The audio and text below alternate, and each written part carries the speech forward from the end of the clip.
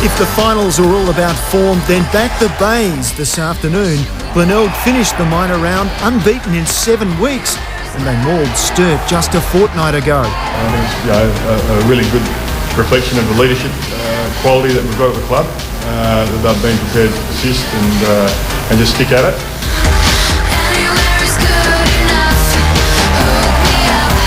Anywhere but the Adelaide Oval for the Double Blues. They've played here just 3 times in 2007 for 3 losses, all to Final 5 sides. Can they beat history and the Bays? Yeah, we're more so excited about what's ahead more than what happened the last month or so. Anywhere is good enough. Stand by for the Elimination Final. It's Sturt versus Glenelg. Hook me up. And a feast of finals football here this afternoon at the beautiful Adelaide Oval. It's overcast, a little bit wet, a little bit windy, but plenty of footy to look forward to. Hello, everyone. And Nick Chickwidden is with us this afternoon. Chicky, you're a Bay man. How do you see the first final? I think it's going to be a great game. Sturt have got some big players coming back, and it's going to make it a bit hard for Glenelg, but I think we're in for a great game of football. As we said, plenty of finals footy, double-header action. First up, it's the elimination match with Sturt playing Glenelg. The loser is out. And then the qualifying final between North Adelaide and the Eagles later this afternoon. Mark Soderstrom is on the boundary as usual for us, and Soder's quick run down to the Bay this morning just to get warm. Yes, pulled up very sore in the city to Bay, Neil, but did get through, and like yourself, I think a couple of injuries, get some ice on those and we'll be right. Now, the Double Blues, a host of changes, some big ins.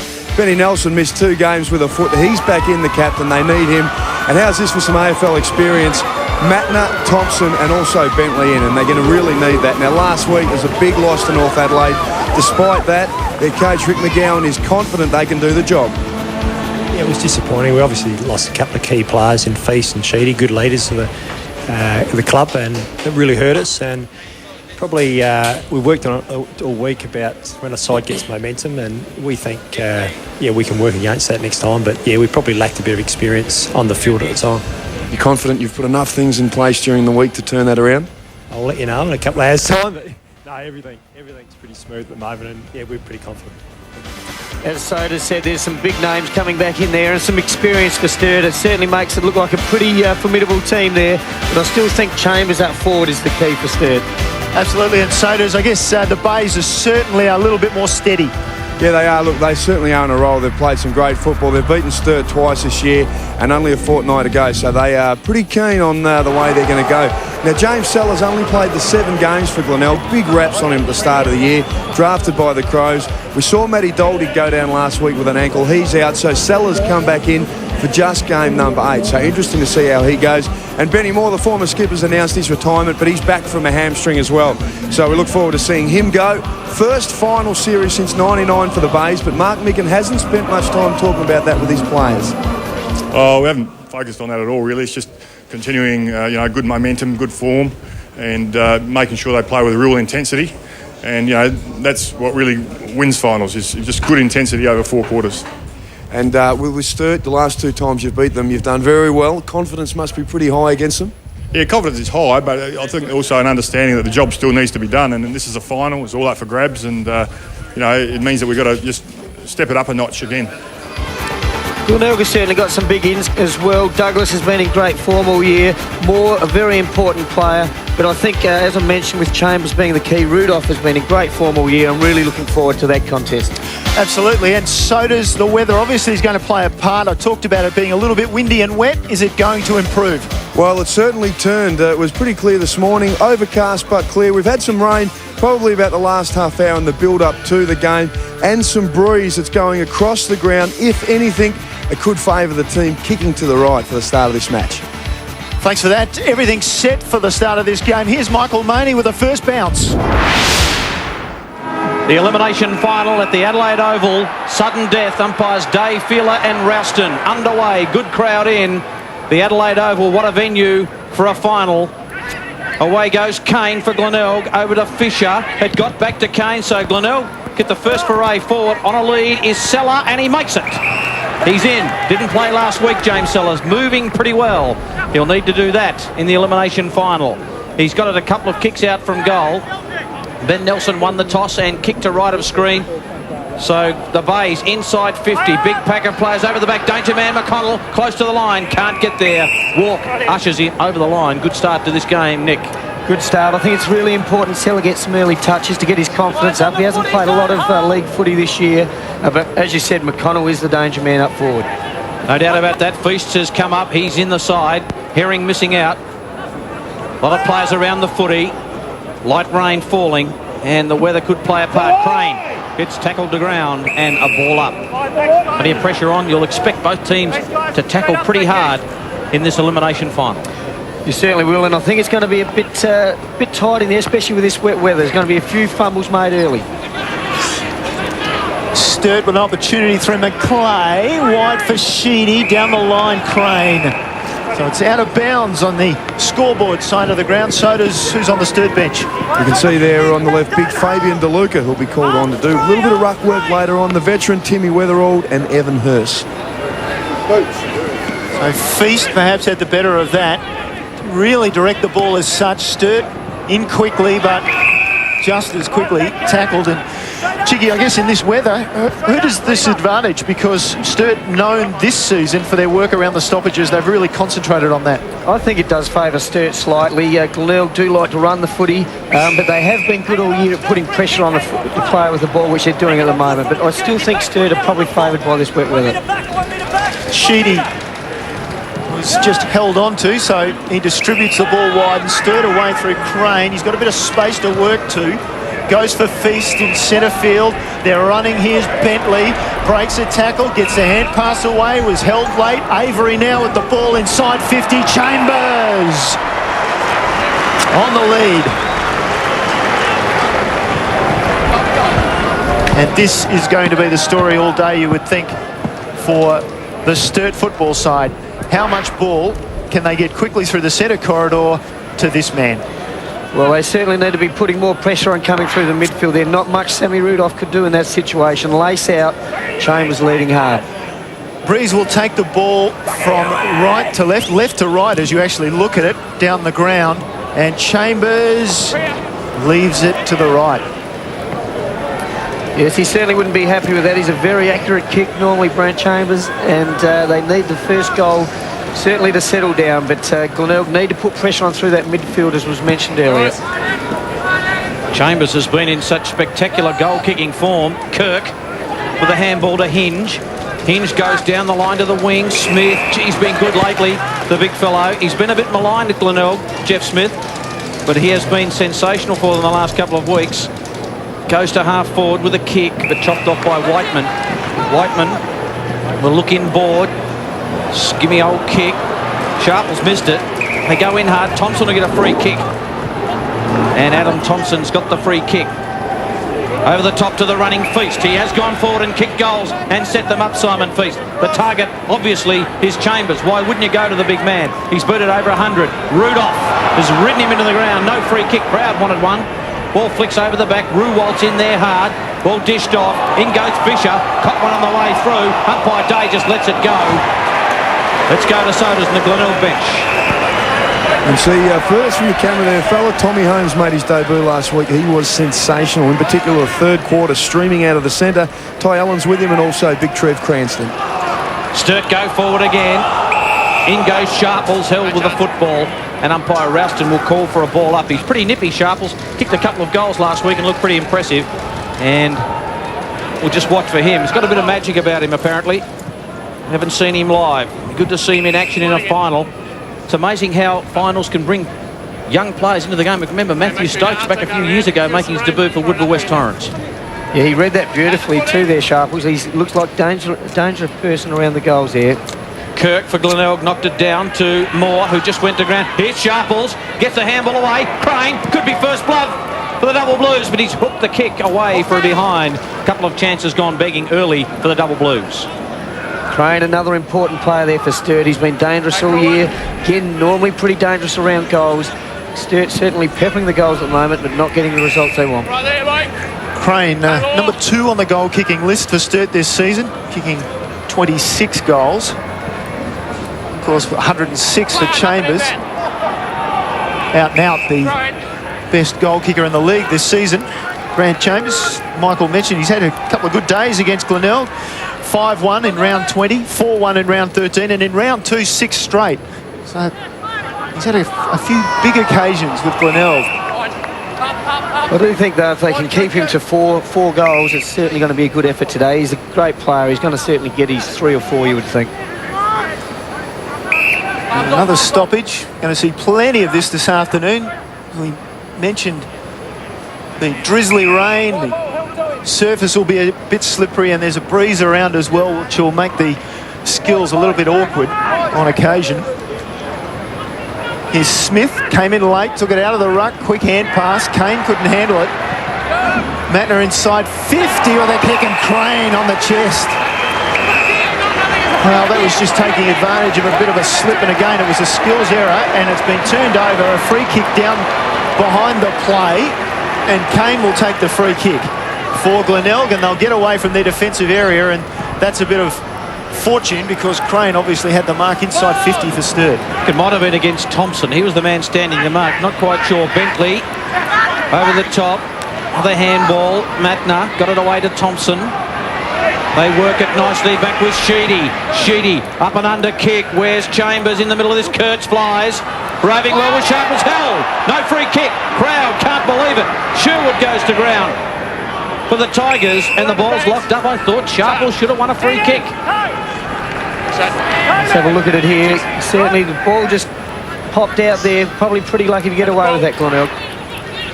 Oh, Kirk, amazing stuff. The old scissor out of the ruck. Ball goes close to the line. Running hard is Marnie. Can't keep it in. And a boundary throw in. Amazing athleticism from Daniel Kirk. He's very athletic for a big man, Kirk, and can do some pretty good things. He was great last week against the Eagles. Yeah, I thought his intensity was really good, Chiggy. He's up again. Feast got the better of it. And we see another stoppage, and as Neil Cross said a moment ago, we'll see plenty of that this afternoon. It's who can win the ball and get the break from the stoppage that could decide the winner of this game. Up they go. Feast down. Mules, the skipper of the Bays, who booted 10 or 11 goals straight last year and has only got a couple of behinds, but playing off half back last year was able to drift forward. This year has been a little bit more accountable down in that back half. He certainly has, and had a few more options up forward too, which has probably helped. Last year Glenelg didn't have a lot of goal kickers. Thompson slipped the hand pass out. Crane was taken high. Luke Crane will go back and have another shot at goal.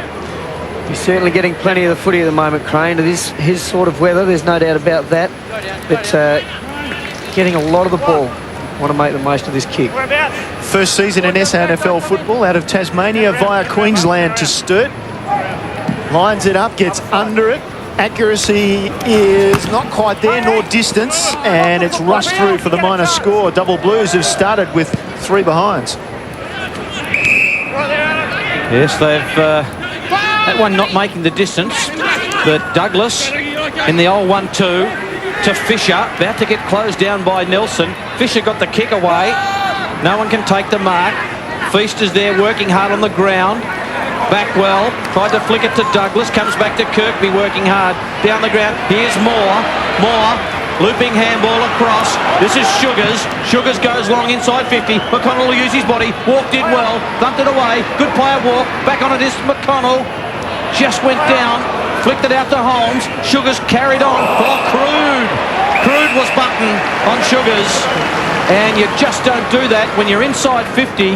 Ricky McGowan, off shot, really frustrated with that. He will be. And here's the button free kick. That's there every day of the week. Certainly there, that one. It was just very untidy, wasn't it? Sugars underneath it. Well, this will hurt Sturt because the Double Blues have gone inside 5 times. Glenelg, this is just their second forward. So if Sugars can nail this, that will hurt them.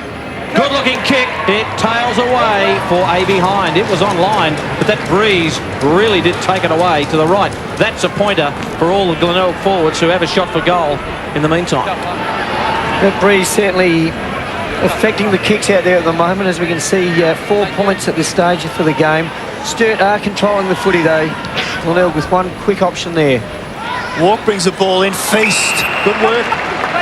Used the body nicely. Just getting rid of Kirk. delivers it short for Gum. He looks up on the left foot. He's got Thompson free. He's got plenty of space to work with. Chambers goes back towards the square. You're backing from here. Yes. He just had Rudolph looking around and feeling, and that was the perfect setup for Brant Chambers, and a very, very good delivery forward by the Double Blues. Yes, I think Kane had pushed down the ground, and Thompson was way out there on his own, had plenty of time to settle, balance, get a good kick, and pretty hard there. Chambers uses his body well. He's a strong man, and I would say this is a certainty, this one, Mike. Chambers from 10 metres out, puts it into the Bradman stand. The Double Blues have their first goal of the afternoon. Well, they just seem to be working a bit harder around the stoppages and that at the moment, Sturt. They're very good around the stoppages. Have focused on that this year, as we see Thompson out there with plenty of room. Kane got caught pushing down the ground, turnover. Plenty of time to get it in quick and long to Chambers, and it's going to be pretty hard for Rudolph if that's the way it's going to be delivered all day. Nice kick by Thompson. He really did set up Chambers there. I don't think he'll mind it, Chambers, whether it's wet or dry. He's an outstanding forward, and he'll kick them from anywhere as well. Back in the centre, I think Cranston might have had a bit of got a bit of jumper tugging going on there, but anyway, it's a free kick to DeLuca in the centre as Feast has taken a spell on the bench. DeLuca right in the centre of the ground, long kick inside the 50. Chambers just got under it. Who can rove it? Ball thumped away. Clean bowled Nelson. Ruwalt was there. Ball goes to ground. Umpire will say, give it to me. It's a pretty willing contest. You'd expect that in an elimination final. A man on the bottom of that pack was Ty Allen. 12 minutes gone. Sturt with a goal to Chambers. They've done most of the attacking in the elimination final. Ball was touched. And Evans, who was trying to get the kick away, had it smothered. We'll have another stoppage. So, pretty tight start. Sugar's missing a goal just a moment ago for the Bays. DeLuca just with an enormous height advantage. Hinge goes to ground. And another ball up. Gee, I'd like to know the stoppage rate. There's Rick McGowan and Luke Norman just in the foreground there. A lot of whispers around the traps that Luke Norman's looking for a coaching job, a senior coaching job. Might just need another year or two, according to some scribes around the place. Cranston with a free kick. Sugars is gone! Chambers mows him down from behind. And he's half a chance here. And I'll tell you what, if he doesn't give the ball up, there'll be 25. He's off. Chambers from outside 50. Gets a long piece of it. It's going. It's going. It's gone. 2 goals to a big spearhead of the Double Blues, and their fans would be happy with that piece of play from Brant Chambers. Here we go, the lack of talk from the Glenelg team there. Sugar's just no idea that he was about to get mowed down by Chambers, and he wanted to get on with it really quickly. Knew that he was probably going to be just out of his range if he didn't get on and play on quickly, but beautiful leg. He's looking really dangerous up forward, but disappointing from the Glenelg point of view. Not enough talk to let his player know that he's going to get tackled. You don't see that often from a full forward. Just the ability to lead quickly is one thing, but to charge into somebody and run them down like that is very special. Sharples read it off the pack. He's got a bit of space to work with. He waits, has to go back inside. Nobody led to this side of the ground, and he's almost kicked a goal. Gee, that was almost something out of the bag from Sharples. Good play by Sharples. He was the only player that stayed down. 2 Glenelg players and another Sturt player went for the contest. Sharples stayed on the ground and created an opportunity. 15 points the difference. He's looking to be the X factor. Sharples, advantage, free kick paid. Fisher goes down the wing, very wide. Kirkby and Smith. Smith took the mark. He had a couple of goes at it. Smith wants to get on with play pretty quickly. And that's not bad thinking at all, because the Bays really do need a steadier here somewhere. They need a goal just to get them on the board, just to get a feel for this game. Chicky, they're just isolating McConnell in the goal square, and he's a long way off the play, and he's a small player against Walk, an inexperienced player. What do you think of that matchup? Well, he hasn't even had the opportunity to have a look at it at this stage. It's only been inside 50 twice for Glenelg compared to 9 times for Sturt, so Sturt are just dominating around the midfield. But McConnell, he needs to get it out in and quick so he can use his smart footy brain. McClay gives Walker chop out. Bays in the centre. Oh, no free kick. loose ball. Sheedy got the quick kick away to O'Keefe. O'Keefe to Gum. Gum's missed some football with a hamstring. Short kick. Here's a good one. Finds O'Keefe. O'Keefe wants to go in short to Chambers. But the punch away comes from Rudolph. Out of bounds. Back behind play, there'll be a stretcher come out. Crane crashing into his own man. He's down, and I think he may have been out for just a few moments. That will certainly hurt Sturt. He's been fantastic in these opening minutes, Crane. Great attack on the footy, and that, you see he pretty much out straight away. I think clash of heads, and he's not in a good way there. Looks like he's okay now, but probably going to be a little bit groggy for a while, I would think. Chiggy, worth remembering too, last time these sides met a fortnight ago, Sturt were on top and it was Crane and Thompson in the centre that had Glenelg worried. And Backwell cleaned up Thompson. He was off the ground. Looks like now a reversal of players going off, and that could change things again like it did a fortnight ago. Yes, he's certainly not looking good there. I think he's going to have to come off for a while, there's no doubt about that, but he's been exceptional in the first quarter. That will hurt Sturt, no doubt about that. A bit of blood there on the head as well. It was certainly a hard clash. Yes, and that's his introduction to finals football at SANFL level. And I guess, Chiggy, the only thing you can draw out of that is at least both players in Gum and Crane from Sturt were committed to the ball. Yes, that's certainly a great example of how Sturt have attacked the footy in these opening minutes of the game. They're committed to the footy, every one of them. Just a bit unlucky. They've both got hard heads. They certainly have. Well, Gum's is harder, obviously. But he never took his eye off the ball, did he? No, they both players just attacked the footy. It was a great commitment and courage by both players. Certainly what Glenelg needed was to slow the game down, and this gives them the opportunity to regroup out there now and try to get some things happening. As we can see, Ricky McGowan working out what he's going to do there now. He'd be pretty happy with the opening term, though. Yeah, he'd have to be happy with that because their intensity at the football's been good. They've had Chambers up there. They've had Sharples, who reads a nice crumb. They've had some good lead-up players. Thompson's got ball in the midfield. Unfortunately, this man who's now being taken from the field, Luke Crane, has been really dangerous. Could have kicked a couple of goals in the first quarter. So they really have been on top of their game. They are kicking sodas maybe with a slight breeze to the right of screen there. Ben Nelson won the toss and kicked that way. So just on that breeze, is it more sort of going across, or is it slightly still favouring the end in which the Double Blues are kicking? Yeah, you're right, Michael. Look, it is swirling a little bit and going across the ground, but if there is any advantage whatsoever, it's probably slightly Sturt's way. But look, it's not significant in terms of favouring either end, but the Blues do have that advantage at the moment, and they've certainly used it well. Well, I forgot what happened last. I think the ball's out of bounds somewhere, isn't it? And will be thrown back in. There's Luke Crane. Look, gee, that's pretty tough on the young man. We saw Adam Thompson the last time we did a Sturt game get stretched off in a big hip and shoulder against these two teams. Brett Backwell, the man dishing out the hip and shoulder, and Thompson was stretched off and didn't return. Let's hope that Luke Crane is able to get himself together in the rooms and get up with that smelling salts in his nostrils and hopefully clear his head and come back. Old time, the old smelling salts. Old smelling salts. I think he's certainly going to need a few minutes to gain his breath again. There's no doubt about that. But Sturt, they'll be wanting to start, get straight back where they left it. They've been playing great at this first quarter. 15 points the margin. Double Blues lead it, and it's in their forward pocket. Here's Allen trying to break a tackle.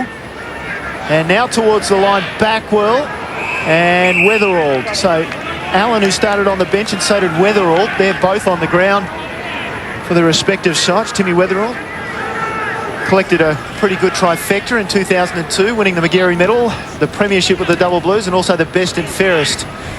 And here's the fellow Magarey medalist that year in Sheedy, working a 1-2 with Gum, and then Sheedy just pops it up, and the Luca coming late was McConnell. So they've decided to move McConnell down the ground.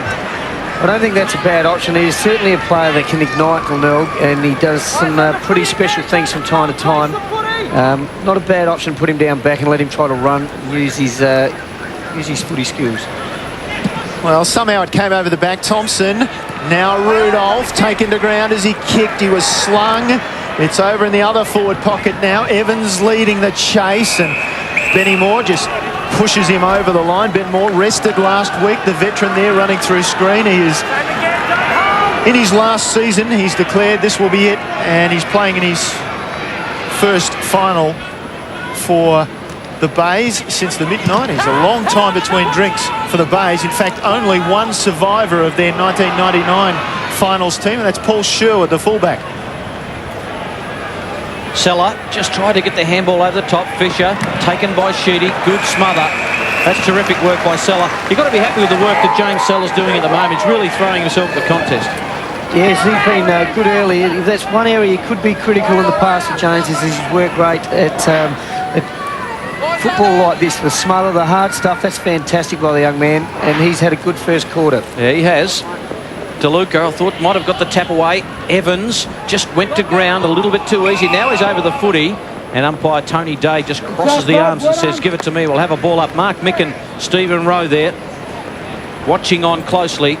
Good, solid contest. Cranston got the tap away, but this is the way that Sturt's going to block it all up for Glenelg. They know that Glenelg can move the ball quickly. They like the free running footy, and Sturt are just manning up and just closing the game down a little bit, even though they have that lead at the moment that's out to 15 points. Ball going nowhere. Marnie's in there, so too Whiteman. Marnie finally fished it out to that man called Fisher. Over to Hinge. Hinge with a high left footer, getting back Avery, can't take the mark and can't keep it in. Boundary throw in. Bit of scrappy football. Crane taken off at around the 18-minute mark of this term, and a sickening head clash with Tristan Gum. There's Simon Feast with a regular ruck change. Fabian DeLuca is on. So it's at half forward for the Bays, and again the ruckman tussle, and Whiteman takes it for Sturt. He's pulled down a couple of players hanging off him. One of them was Murphy, number 23 there. He'll get up. Not surprisingly, Whiteman already got a bit of blood on the elbow, and the umpire spotted that, but he's happy. No, he's not. It's flowing apparently. So Andrew Whiteman will have to go off the ground with a blood rule. While that change has been made, Glenelg have also opted to give Tom Holmes a run, Mark Ruwald off. We mentioned Holmes just at the start when he was sitting on the bench, 16 touches and a goal last week, and he streamed out of the centre in that third quarter and hit McConnell a couple of times on the chest with some great passes. So keep an eye on the number 38 for Glenelg. Matner tried to come over the top, third man in, didn't quite get there. Now, a bump by Weatherald on the big man Smith, and then he's thumped into the ground, and that's by Douglas, and it'll be a free kick, I think, for Sturt, because he was over the line. A couple of Sturt players remonstrating with Richie Douglas. One on the umpire, 25 metres now against Kane. So Double Blues getting the best of that encounter, and behind play, Evans. Backwell's been put down by Evans, so it'll come back, it'll be reversed, and Backwell will take the free kick. And Ricky McGowan in front of us is absolutely not happy with that at all. So Brett Backwell taking the free kick for Glenelg. 23 and a half minutes, opening term. Hinge leads up, takes a nice mark. Sharples want to get back. Gee, he looked like he's well over the mark with Sharples, and now Seller leads up and takes the mark. Let's have a look behind play, and just off the ball there we saw Evans running into Backwell.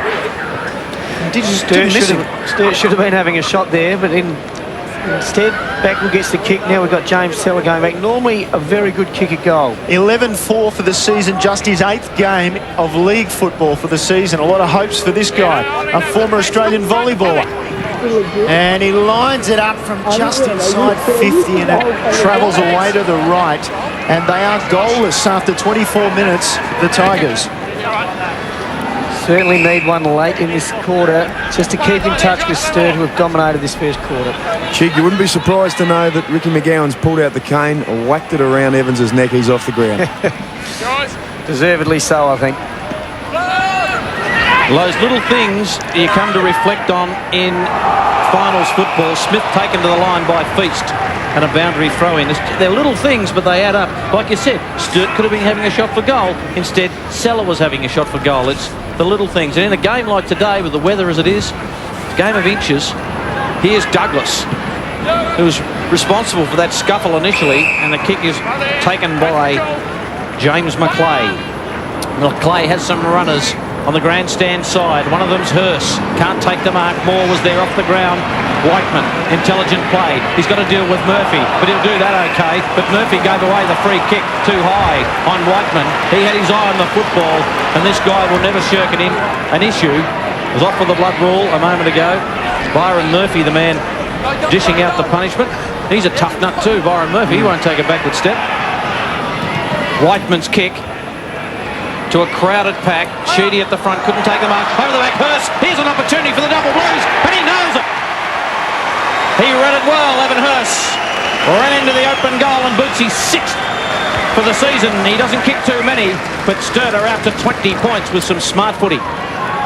Again, it was unnecessary from Murphy there, giving away that free kick. Hurst, just plenty of space there, running over the back of the pack. The ball came over the top, ran into an open goal and finished off well. Certainly hurt Glenelg that one with that late goal. Sturt, important that they get their confidence up. Their form hasn't been great coming into the finals, but they'll be pretty confident after this first quarter.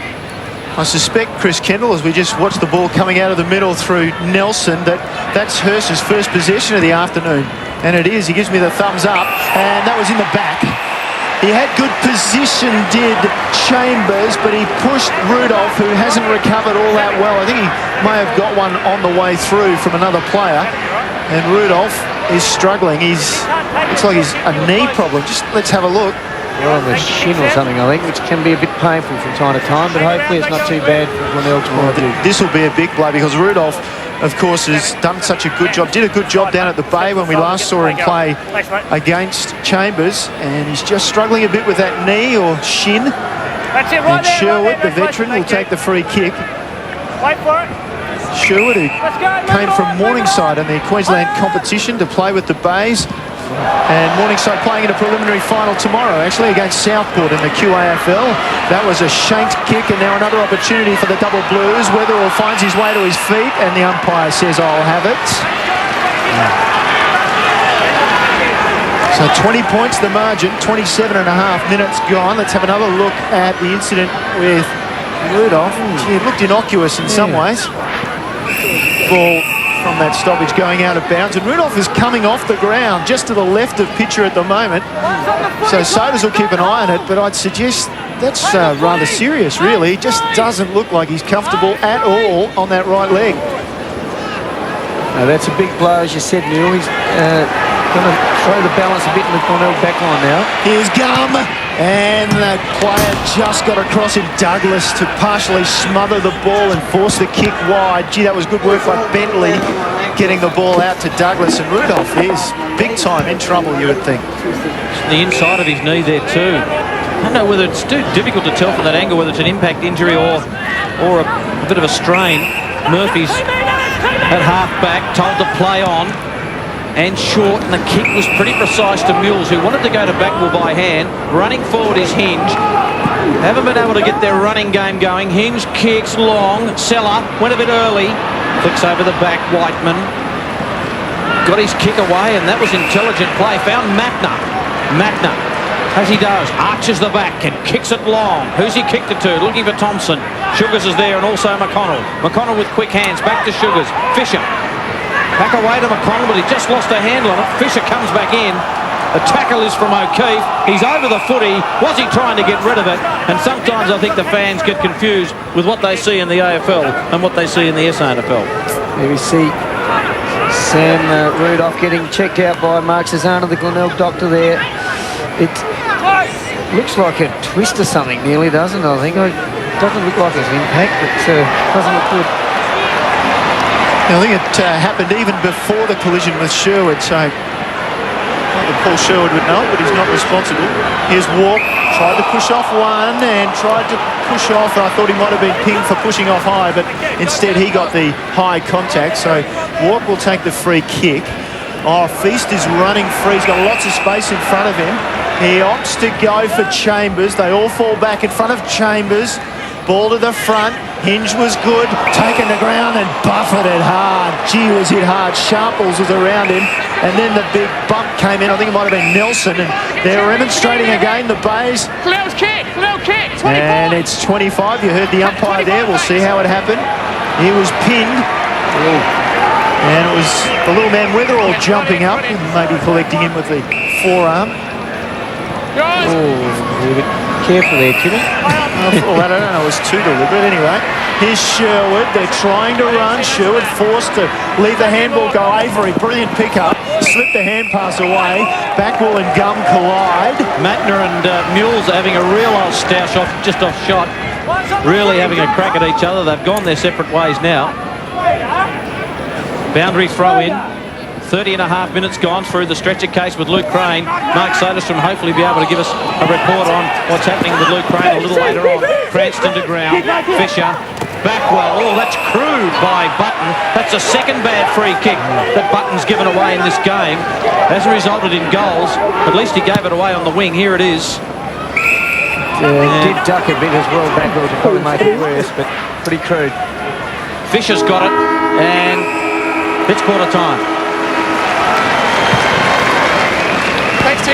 And so at quarter time, Double Blues have definitely had the best of the opening term here at the Adelaide Oval. In the elimination final, it's Sturt 3-5-23. They lead the Bays, who failed to score a goal in the opening quarter, and 21 points the margin in favour of the Double Blues. Here's the second term underway with Michael Maney. Second term of the elimination final. A 21-point lead to the Double Blues after a good first term. They beat it 3-5 to just the two behinds, and Glenelg had an opportunity, had a couple of opportunities in that second term, but weren't able to capitalise. Sugars and also Seller missing goals. They'll kick with a slight breeze in this term, Glenelg. Moore working hard. And Sturt have been able to close this game down and play a real man-on-man football. And let's go to Mark Soderstrom with a report from quarter-time. Mark. A couple of injury concerns, Michael. We saw Tristan Gum collide heads there with Luke Crane. Crane's had a couple of stitches. He wasn't knocked out, a little bit groggy, so they expect that he will return. For Glenelg, Sam Rudolph just with his knee there. Bit of a concern with the medial ligament. They've strapped that up. He's on the sidelines at the moment, just testing that out, so not quite sure yet whether he will return. Thanks, Mark. Evan Hurst, who kicked a goal at the 25-minute mark of the first quarter, steers a lovely kick, looking for a man in DeLuca, but couldn't take the mark, just spilt it. Fisher, back, Kirk, needs to use his skipper in Mules, to Marnie. Gee, we haven't called Josh Marnie too much. Sugars just clears the area with a real barrel to the wing. Moore just gets in and under. Moore probably goes to ground a little bit too easily, but it's that sort of a game, isn't it, Chiggy, where you want players in and under. Marnie's just had one kick and 3 handballs, so a quiet start to Josh Marnie. Yeah, he certainly needs to get into the game. I see that throwing Ty Allen in around there to try to get a bit of hardness in around the football, which I think is a good move. Yeah, good idea. Marnie running with the flight of the footy, couldn't take the mark, and a free kick will go to Evans. He gave away a couple in the first quarter, and he gets one himself. Just on the wing. Evans has got a couple lining up in the centre. Not a good kick. Weatherall under siege from Fisher. Held on a long time in the tackle, and now a ball up, and he's a bit angry today, Tim Weatherall. He is. He's fired up for the final. Hit the footy there. Could have been a bit unlucky not to get the free. Fisher did hang on to that tackle for a fair while. Weatherall, the most experienced player on the ground. 253rd game this afternoon. Matner wrapped up inside the centre square, slightly to Sturt's end of the ground. Simon Feast has had a hamstring problem and was off at half-time in round 23 against North Adelaide. In that match, Sturt led by 50 points at one stage and lost. Cost them the double chance. And now we'll get another ball up, and just while on that, Chiggy, Sturt 18 of the 23 rounds, they're in the top 3. They've had a great year. Would have been very disappointed with the last month not missing out on that double chance. It certainly looked like they're back in pretty good form now. Another stoppage coming, you'd think. Fisher over the ball. Thanks. Kirk gets up, you might see there, just holding his head briefly. Sturt. Wait up. Hands down. At the One front. win and 4 losses in finals since the 2002 Premiership, and 1 win only and 5 losses in elimination finals as a club. And we'll get another stoppage. And Chris Kendall, you got the leading stat winners in that opening term. Yeah, thanks Neil. For Sturt, Sheedy leading with 10, Feast 7, Gum and Macleay 4 apiece for the Bays. Backwell, Fisher, Hughes all on 6, Douglas on 5. Interestingly, Glenelg 28 kicks, 34 handballs. Yeah, that's a worry. Flicking out the back is Evans. Got to come back. Evans has kicked a long goal, but it won't count. And a 25-metre penalty for that. And he just booted the ball away. Back in, Jane, And back in. gee, Evans has done some interesting things today. He can't knock his attack on the footy, and he probably just needs to have a little think about it. Fisher goes out wide to Hinge. Hinge can't take the mark. Brilliant play by Gum. Ruwald couldn't get it. Hinge back in again. McLeay's got him. Feeding out the handball was Evans to Bentley. Bentley, Whiteman hits a brick wall. Gee, they're going in hard at the moment. Ruwald got it back out. Seller, he's gone. Sheedy, wonderful tackle. And the tackling so far in this game has been magnificent. Let's have another look at this one. Seller playing a lot of reserves football, just didn't get the pace of a league game. Not the awareness there. Bentley's got a free against Mules on the wing.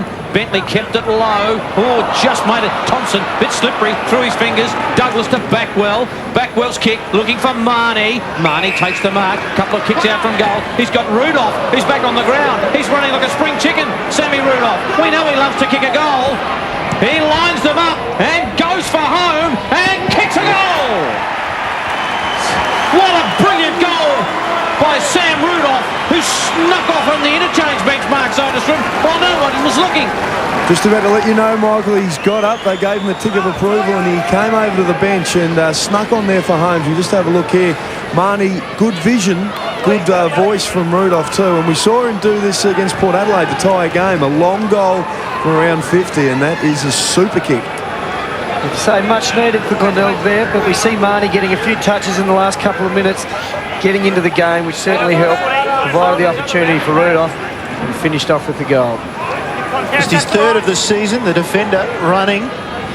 Back in the middle, Backwell forced it out. Allen, the hard man, out to Fisher, and then Kirk wanted the right foot. Nice delivery in front of Mules.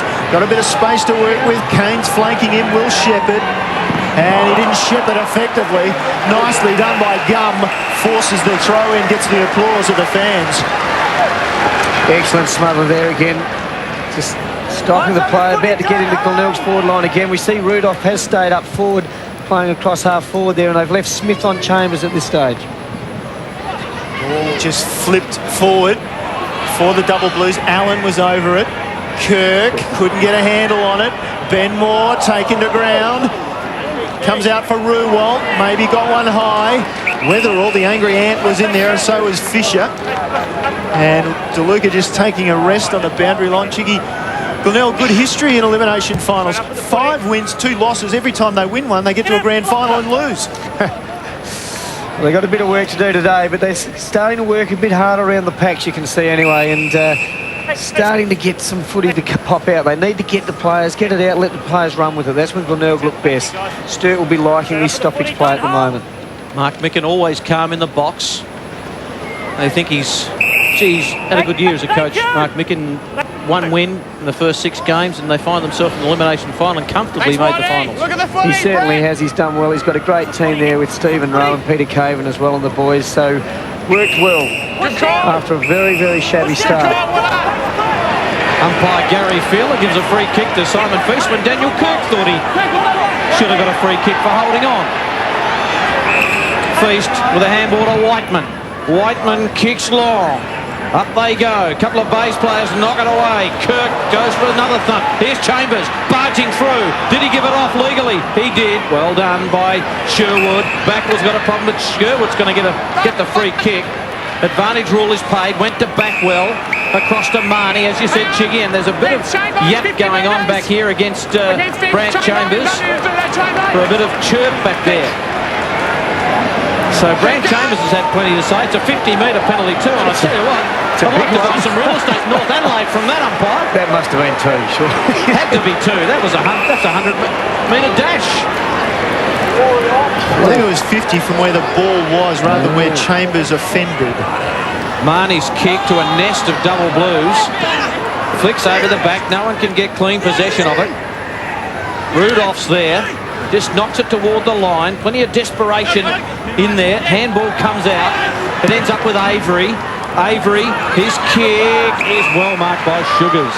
Geez, growing in stature, this young man. Sugars, short kick. and spots up Kane. Kane's not as much of the ball as he usually does, but the kick's good to Allen, who copped one on the left ear, and there'll be a 25-metre penalty. That's against Chambers again, is it? He's wandered down there to give away a 25. It's a pretty soft 25, that one, though, I think. Chambers going to the ball, might have been a bit of contact there, but we'll have a look at it here. Yeah, I think Ty Allen fairly lucky to get that. Still might be just out of his distance, though. Not a really long kick, Ty Allen. What about the good old days when they were made to earn them? Oh, absolutely. Here's Ty Allen from 47. Good-looking kick. It won't quite get the journey. Thumped through by Feast for a behind. And Allen just not quite getting the elevation he needed. No, but Glenelg starting to get a bit of football at least. Now they're running the footy, getting a couple of opportunities to have a ping at goal. But need to kick the goals at this stage, not the points. McLeay drops it in short for Avery. Comes this side of the ground looking for walk perhaps. Fisher came across, didn't know what was coming and went for the punch. Glenelg still lacking options up forward. I do like Rudolph up there. It gives them a bit of an option. He's a very versatile, agile player. Kirkby's the one player that's got to come into the game and take some grabs. Now, Ruwald's running free out of this pack, and his direct opponent, I think, in Nelson, ended up with the ball, got it to Whiteman on the bounce, couldn't handle it. Douglas took a look, Whiteman came back in, took the ball, umpire says I'll have it. It's inside the centre square, and you start to feel that the momentum is shifting towards Glenelg. They've kicked 1-1 for the quarter, margin back to 14 points in favour of Sturt.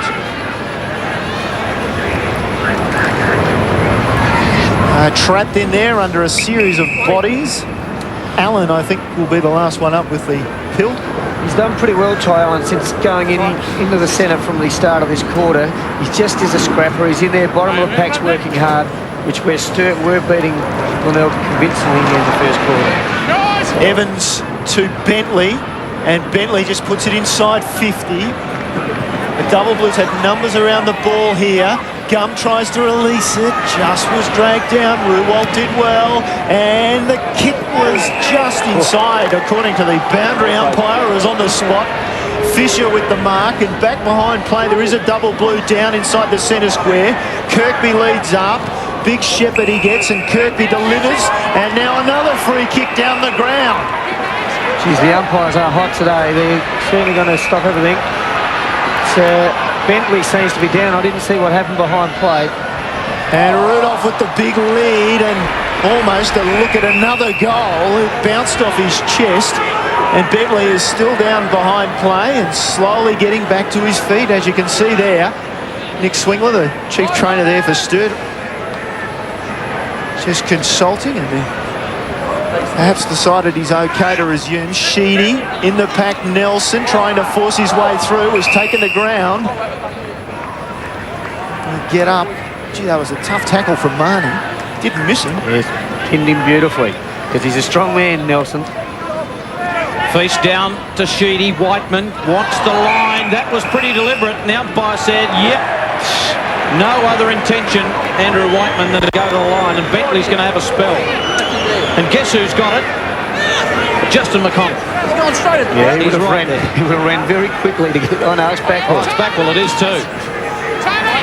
Backwell kicks close to the line, it fades away. Mark's taken by Avery, so no score. Avery's quick kick is taken by Matner. Martin Matner qualified for the SANFL finals with not too many games, I must say, but he just got there. One, in fact, Michael, just the one. Of course, a bit of consternation around the traps. Sheedy. That's a nice mark, Whiteman. Flicked it away to Sharples. Initial fumble.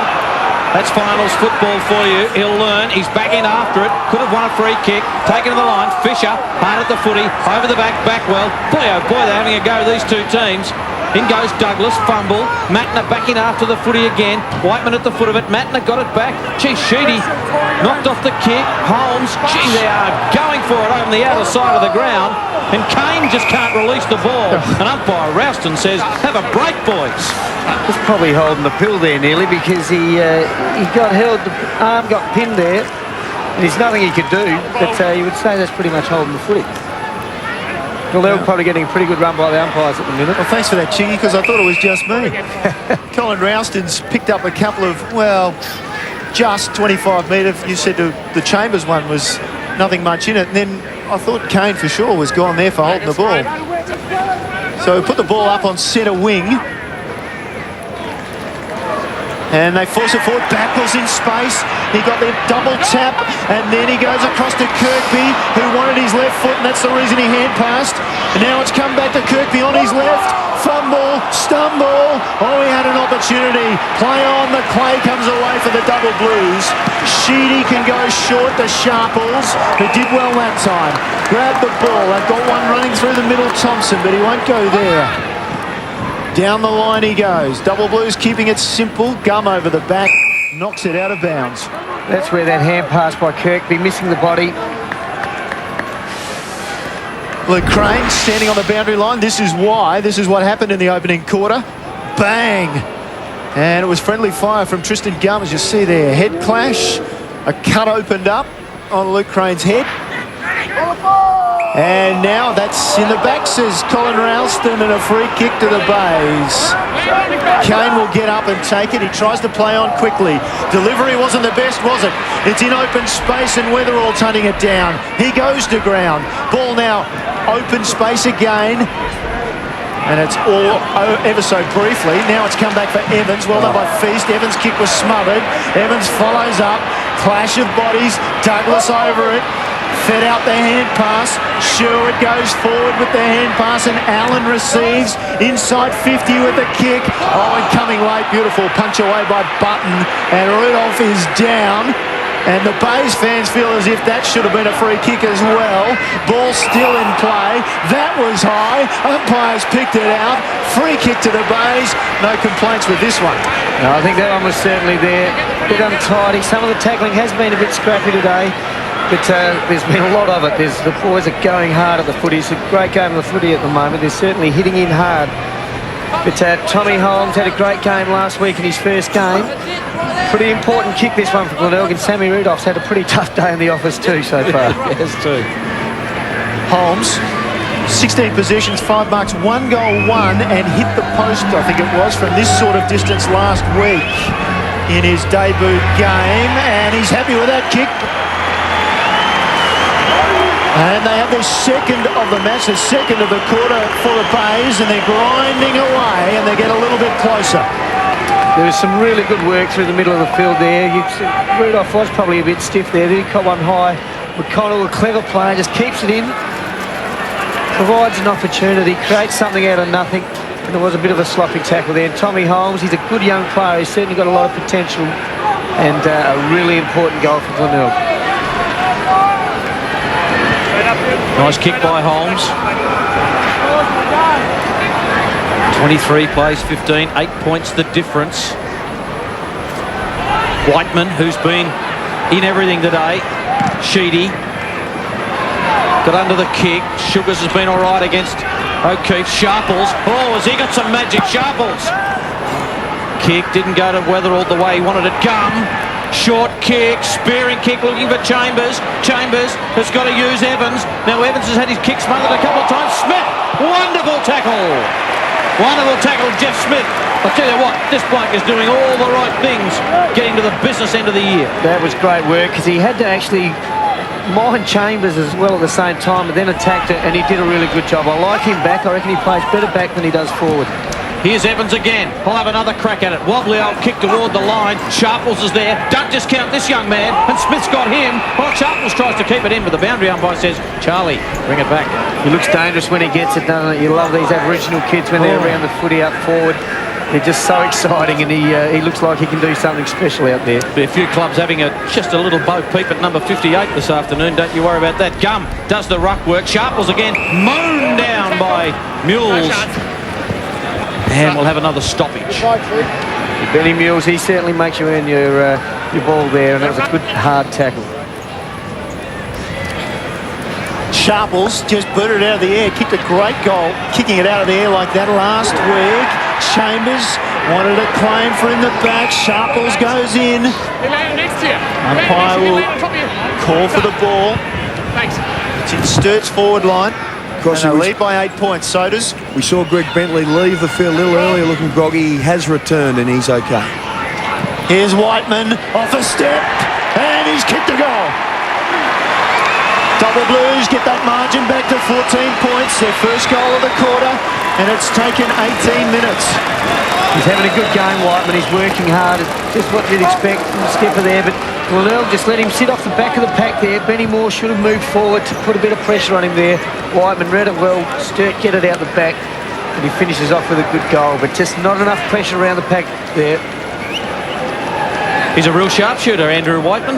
2 straight for the year.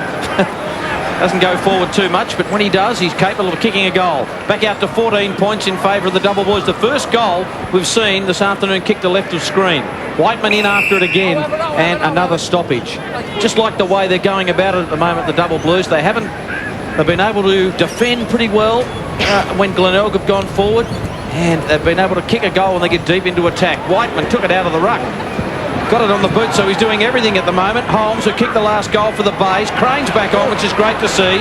Holmes got it to Hinge. Hinge's kick looking for Moore. Moore's going to stand up here and kicks down the line and just finds touch.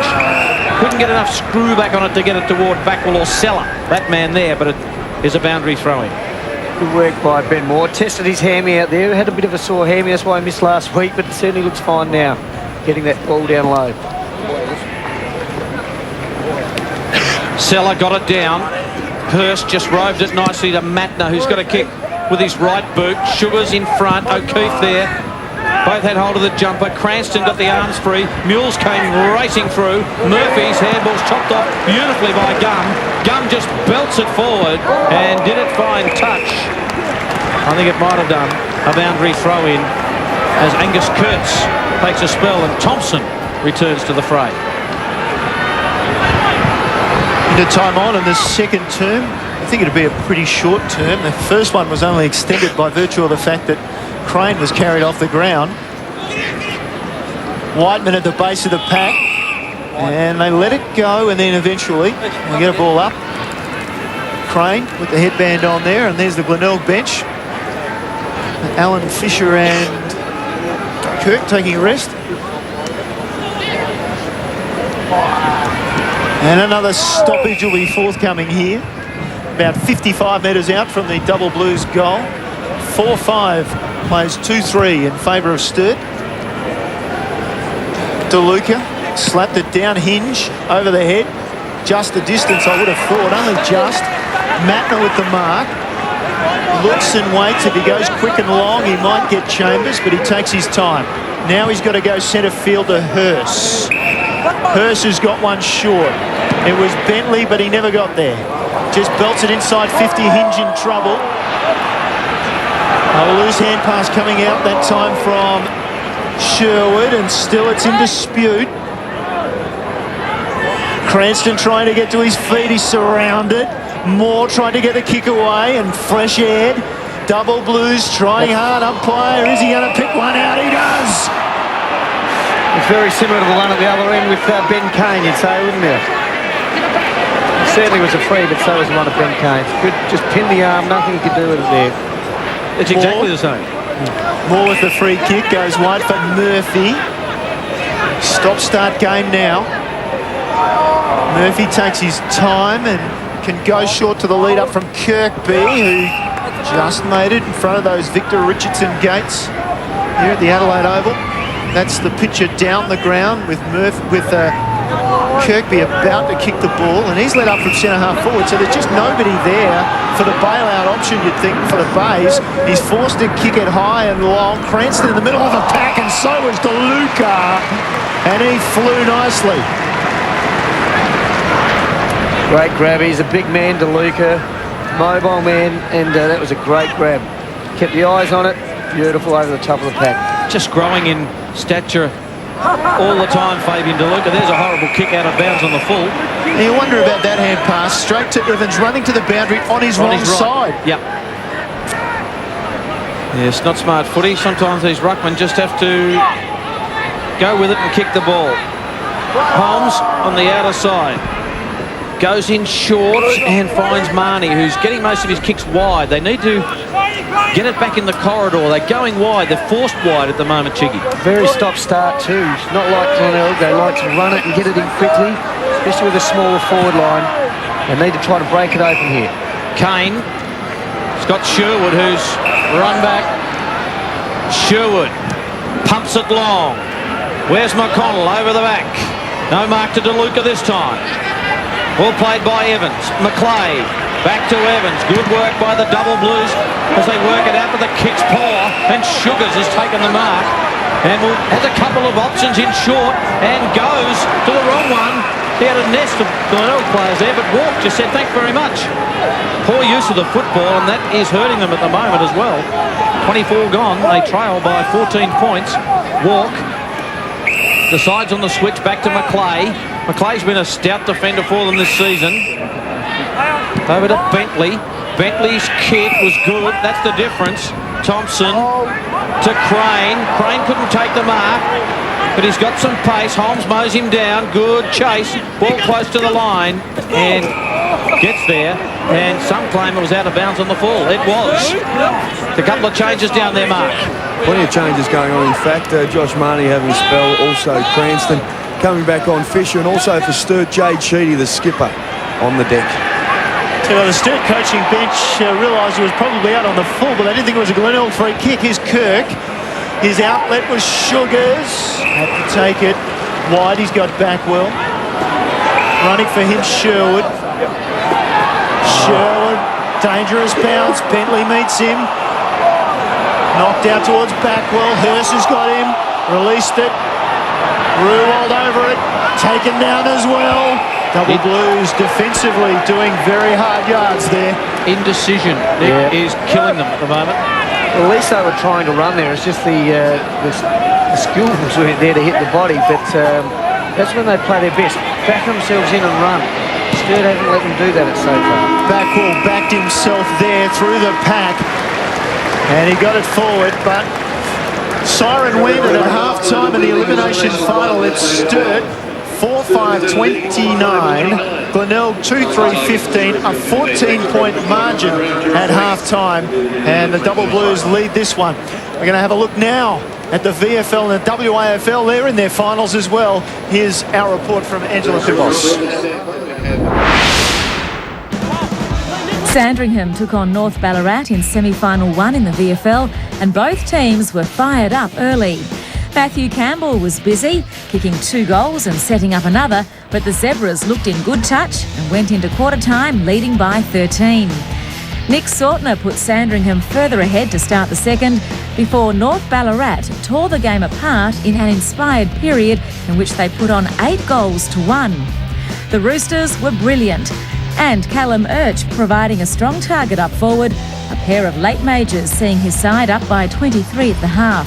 Sautner gave Sandringham a sniff when he goaled early in the last, but the Roosters weren't to be outdone, booting the next 3 to lead by 30.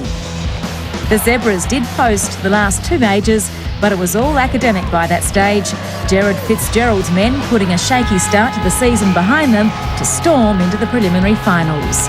North Ballarat ending Sandringham's dream of a 4th consecutive premiership, the Zebras going out in straight sets despite finishing on top of the ladder after the home and away season. A preliminary final match-up with Williamstown was on offer as Port Melbourne took on Coburg in the second semi, and after the Barra landed the first blow, it was all the Tigers. Andrew Cracker and Nat Caruso brilliant as they put on the next 5 to lead by 22 at the first change. Both teams lost their way in the third, turnovers and missed shots costing dearly. David Pitt among the worst offenders as he kicked his 5th straight point of the match. There were no problems with accuracy in the last, Coburg putting on a clinic as they kicked a remarkable 9 goals for the quarter to blow Port away. Cracker was again inspirational. Cracker somehow got his foot to the ball. Oh, what's another miraculous goal! Port Melbourne's brave finals campaign coming to an end at the hands of a ruthless Coburg outfit. Separated only by percentage after the home and away season, East Perth raced out of the blocks in their semi-final against South Fremantle in the Waffle, booting 3 of the first 4. But things quickly turned sour for the Royals, with Frank Agostino stretchered off the ground and the Bulldogs finding their feet to get within 7 at the first change. Goals to Paul Duffield and Ryan Murphy had the Bulldogs out by 2, but late majors to East Perth saw the margin back to just 3 points at the main break.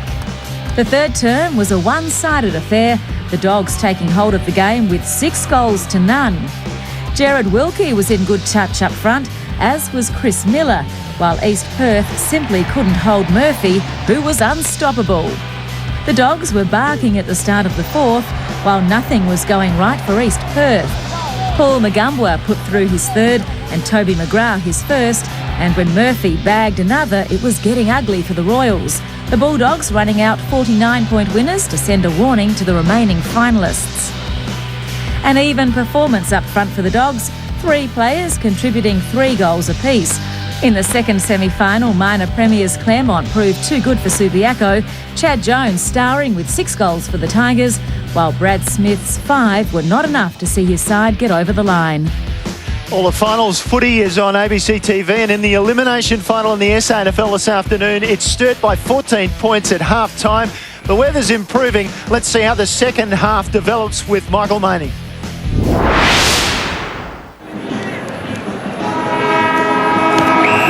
Should be an interesting second half. Glenelg with all the work to do. First goal important in this third term. Thompson tries to get the arms free. Backwell, busy as usual. Scoots away. He's got the short sleeve Guernsey on in the second half. Here's a chance for McConnell. Walk did pretty well. Handball was just about chopped off. Kirkby hasn't done too much. He may kick a goal here. Ball was touched. In goes Rudolph. No mark. Bentley can clear. Handball needed to be precise. Well done. Evans has got it. Tries to get around. Button got it to him. Sheedy. Button's kick smothered. Chance for more. What a start to the third term. It's all going on, and umpire Tony Day will ball it up. There's no tomorrow for the loser of this game, and you can sort of see that great smother there. I think it was Adam Fisher coming in from the side there. Here he is again. Knocked off the kick. You just think the Bays need the first goal, Chiggy. They really do need the first goal of this third term, because it's pretty much been all the double blues in the first half. Certainly do, and it has been shown in this game that it's hard to kick goals going to the left of screen. Allen, desperate, back to Backwell, does some fancy footwork. Handball wasn't good. Whiteman went without it. That's unusual today because he's been so sure. And Fisher with a tackle and another ball up. Well, gee, important in a final, you make the most of your opportunities. Glenelg have it close to their forward 50. Another stoppage. There's been plenty of those coming up. Feast to Button. Away to Sheedy. Sheedy from half back will spear it to the wing and find Weatherall. Weatherall has got a couple of runners through the middle, but they're not really free. He's decided to go for one in Evans. Ball sat up. Umpire said he marked it before it was punched away by Douglas. Bentley will have to surrender it. Take their time again. It's stop-start football to begin the second half. Most of the players from Glenelg flooding forward. Evans goes wide. Good mark by Walk. He's stretching McConnell. Now he goes inside 50 long. Kurtz is down there for the double blues to help out this man. Chambers on the snap. I don't think it's come back far enough. No, just missed that one. Again, looking dangerous. Didn't have a lot of opportunities in that second quarter. Chambers. See Ricky McGowan looking a bit concerned there, but Sturt still controlling the footy pretty well at this stage. Yeah, some of the leading possession getters for that quarter, boys. Sheedy, 16 for Sturt, Whiteman, 11, Feast and Matten, 8 apiece. For the Bays, Backwell, 14, Fisher, 11, Hinge, 10. Bit of a mistake there by the Bay defence, but Kane's good enough to get it to Backwell. Backwell uses Allen, back to Backwell, all running out. Oh, well done, brilliant steal by Thompson. He's 40 metres out and closing and misses. Oh, he had a golden opportunity to put some enormous pressure on the Bays, and this is just smart from Thompson.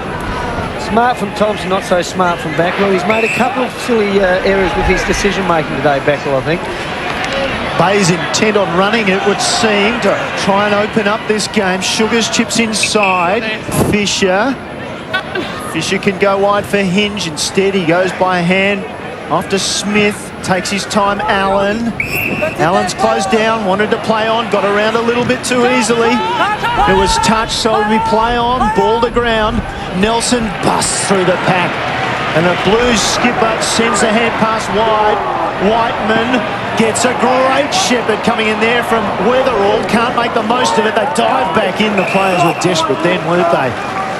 Gee, Timmy Weatherall played a big shepherd then. Well, for Tim Weatherall, it was a big shepherd. He's had a real dip today, Tim. He's been good for Sturt, I think it was. Just gave a bit of time there. Right, and that was good work. Nelson just couldn't slip the hand pass out. Fisher did. Off to Moore. Long kick inside 50. Walk goes back. Couldn't get a hand on it.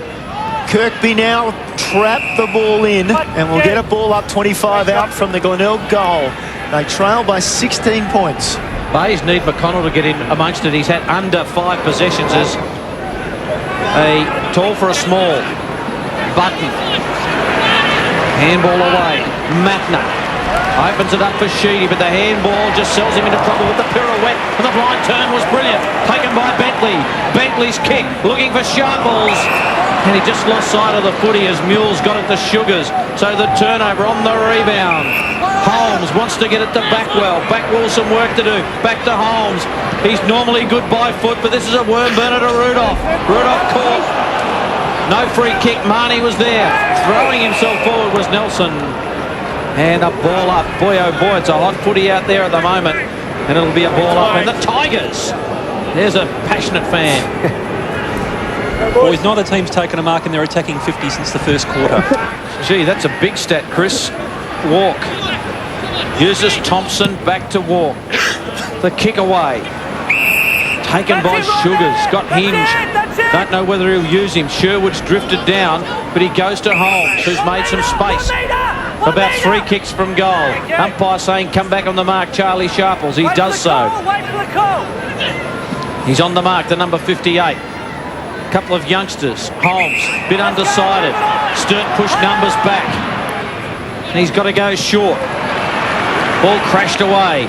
Sharples grabbed it out the footy by Mules, and he'll get a free kick. Got a sense there, Sharples just kept the ball in front of him, not taking possession, knew he was going to be hit. Mules delivered. Sharples now taking his time, chips it short. Evans goes to his left foot straight away and turns it over to Fisher on centre wing. Fisher looks up. Inboard. He's got Moore and Allen. Allen pushes off. He wants to run. This side of the ground, Smith is running.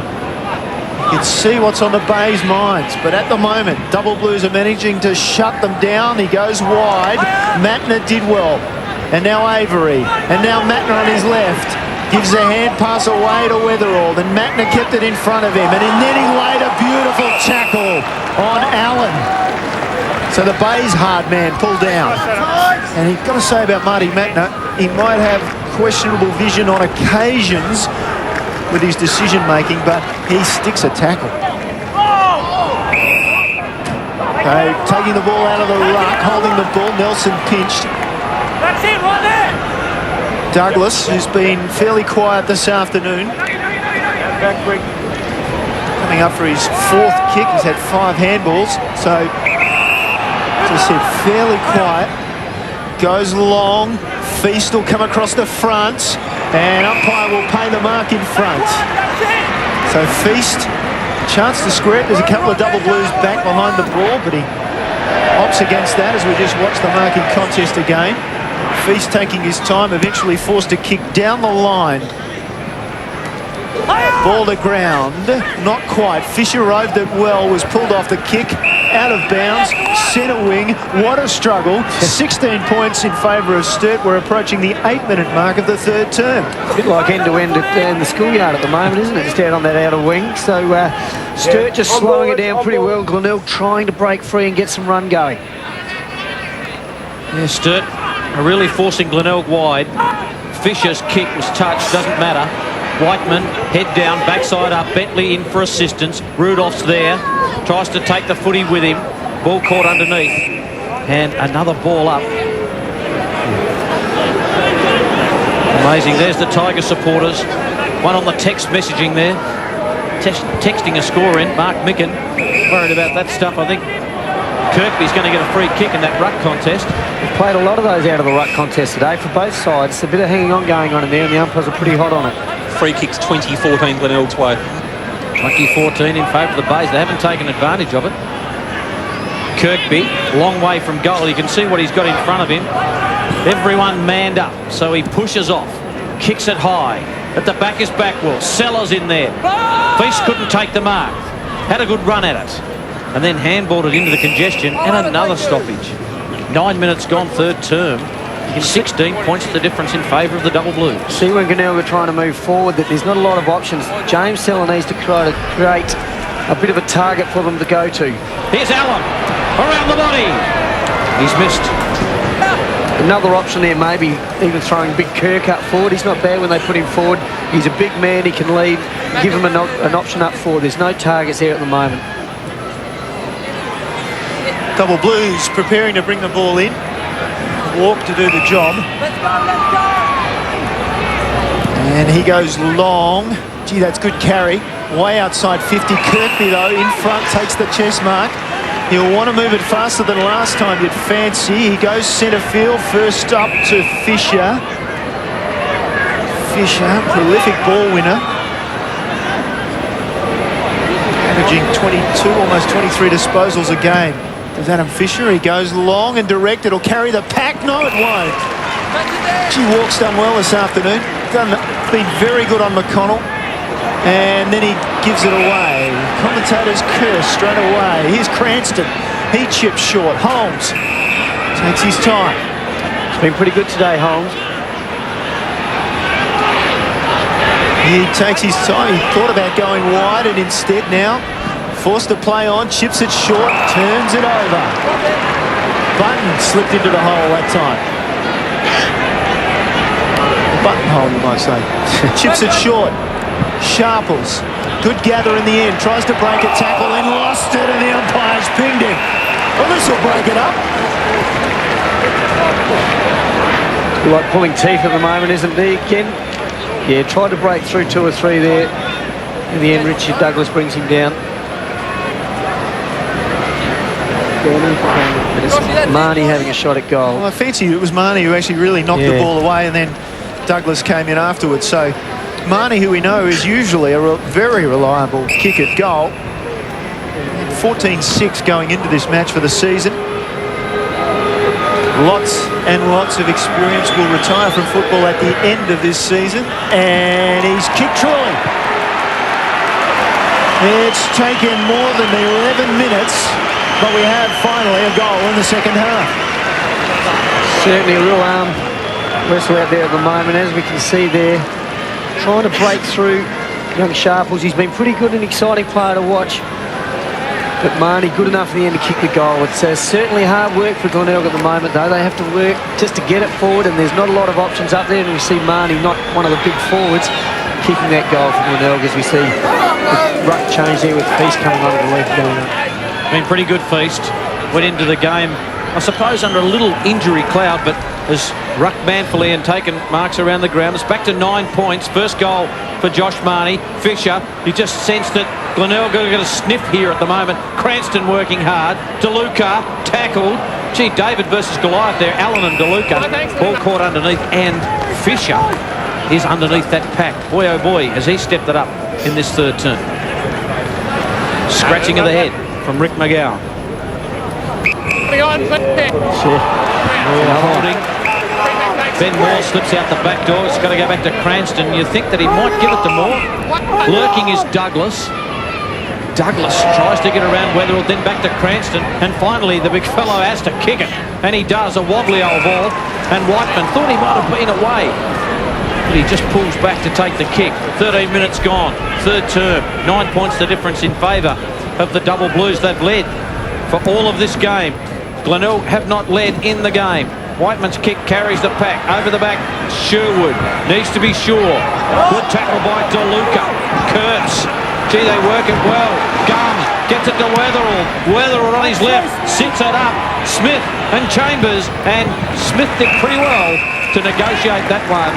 And Chambers complains to the umpire, but he's not having much luck today because he's given away a couple of 50s and 25s and he's booted a couple of goals. He's just getting on the lip a little bit too much, you'd think. A little bit frustrated. Not a great delivery in there by Weatherall either. Just in long and hard. Puts a bit of pressure on Glenelg defence, but not lace out. Allen lost it. Bentley. Lovely little hand pass. Weatherall taken to ground. Wait on the umpire. No, that's okay, apparently. But he was holding the ball then for sure. You would have thought the way they've played it today. Certainly held onto the footy. Pulled it back in. So another stop play. This time inside that Sturt 50. So the game just migrates from end to end. Kane did well, kept it in front. Now he can use his pace. Didn't use his skills very well. He set a task up, and now they've turned it over. Sheedy goes wide. Matner comes inside, finds a little bit of space, sets it up. Smith buffets Chambers out of the way. Oh, it fell into the hands of Thompson, and now Chambers to open goal. 3 for Chambers. Double Blues stretched that margin again out to 15 points. And again, Glenelg just overdoing the hand pass. You can see what they're trying to do to get the run happening, but they have made some bad decisions with their hand passing, putting themselves under pressure. See them just lobbed over the back there. The ball comes out, Chambers running into an easy goal. Certainly wouldn't be happy with that. Inside 57 for Glenelg play this quarter. Brad Chambers, 3 goals, 109 for the season. Booted 6 last week. In the centre, can Glenelg reply? They've struggled to kick goals. Button did well. To Whiteman, who's been outstanding. Just clears the deck looking for Gum. He's outnumbered, but he did all right. Back in after it again was Sharples. He'll get a free kick himself for being held on this time. Or will he? That might go against him for holding the ball. It's a couple of times in the last 5 or 6 minutes he's been pinged. Sugars gets the free kick to Kane. Ben Kane, his output today, not as prolific as other games. Just 5 kicks and 3 handballs. He's normally up around the 17, 18 by now. Just pulls the kick and finds Hinge. I think they need to throw him onto the ball, Hinge. He's really a good player. And he's found the big fellow in Cranston who's being forced to kick. What do you think about Hinge into the middle? I think they did do that one time during the year down the bay. Put Hinge on the footy and he got plenty of it, and he's good and strong in around the footy. I think it's a good call, Mark. Worth a try. They need to try something on there. Douglas got the kick smothered and it went out of bounds. So, yeah, I just think that need a bit of class in there. Someone to run the lines, and there's a bit of sunscreen on there for Daniel Kirk. See McConnell sitting on the bench as well. I think he's only had a couple of touches all day. Glenelg to win, I think he needs to get back on and provide a spark up forward. He's the type of player that can do that, though. The Bay's pushing forward, a rolling scrum. Douglas in there, hard after the footy. And another ball up. Umpire Feeler says, give it to me. Yeah, Justin McConnell, just 2 disposals today. 1 kick, 1 handball. Michael, you're right about McConnell just being able to do it and turn it on. Last time these sides met a couple of weeks ago, 3 goals in that third term to spark an 8-goal term for Glenelg. Sturt Wiggett from the back, and Sheedy's kick goes wide. They'll throw it in a half-back left for the Double Blues. Interesting, Chig, as we just watched this, Sturt claiming maybe a push. Maybe. Probably a bit of a push. I think it was acted very well too, but... So, Sharples, just a quick kick out of there. Fisher was behind the play, gave it to Moore, who said, thanks a lot. At my age, I can't afford this to happen too often. So, off the play, it's on, and somebody's been reported. Umpire Alston has out the book, and it had started before he ever looked up, and I fancy it was Payback and Backwell or Crane. Which of the number 2s is it? It's... Well, I'm a little bit confused by that. I think he's putting Backwell's name in the book. Someone's reported, but we don't know which one it is. He got the free kick. No, Backwell's got the free, so you would have thought he got reported. You think it's Crane who's been reported? Sorry, but they were. I did, out of the corner of my eye, I saw them struggling before that, and then a Double Blue took off, I assume after Backwell, and I assume umpire Ralston saw something. Watch the corner of frame on our replay. That's how they went to ground. And the incident, I think, happened after that. Backwell goes short meanwhile, towards the 50. Douglas, class player. And he drops it in short, and you'd think that might have been a free kick to Ruwalt. He's been thumped this afternoon. That'll be a free kick. Whiteman just caught, and Ruwalt, the hard man, another one for the Bays, just ran him down. Yes, certainly Whiteman has been fantastic today. Just didn't see Ruwalt coming from behind, but he's provided plenty of run out of their defence. He's been great.